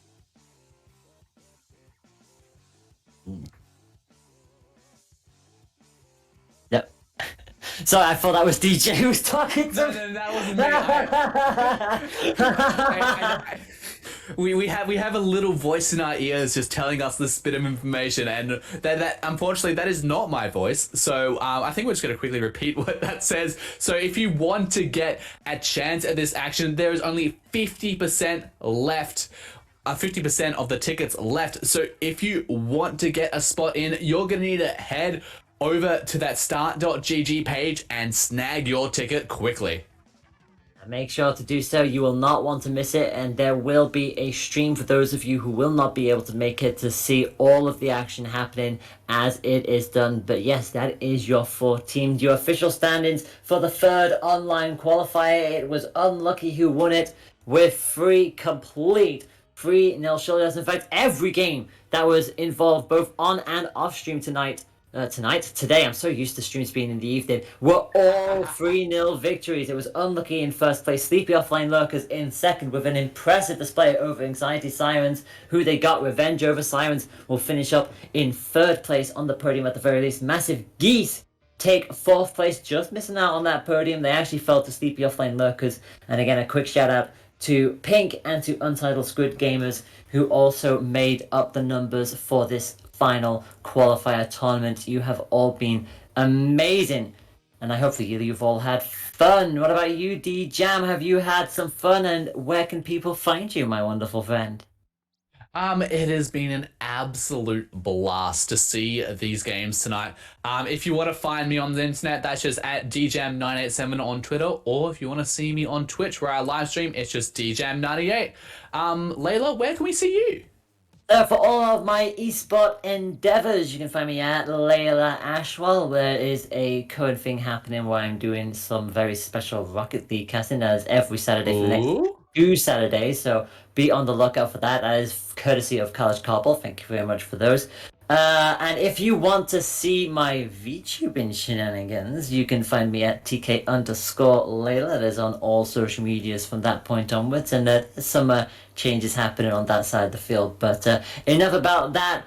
We will now begin to do our sign-offs. A massive thank you to all the teams and players who have came in for today. Massive shout-outs to Pixel Squid for being able to put this on and organize the entirety of the shenanigans. If you want to watch more Splatoon 2 action today, we've got Day 2 of Super Jump 2. That will be happening courtesy of Inkling Performance Lab, so make sure to keep an eye on that. The finale of all of that will be happening later on today, but outside of that, that is us done here at Splat Reunion. Take good care of yourselves. We will hopefully get to see you all on August 6th for the IRL Grand Final. Take care of yourselves, and never forget to stay fresh.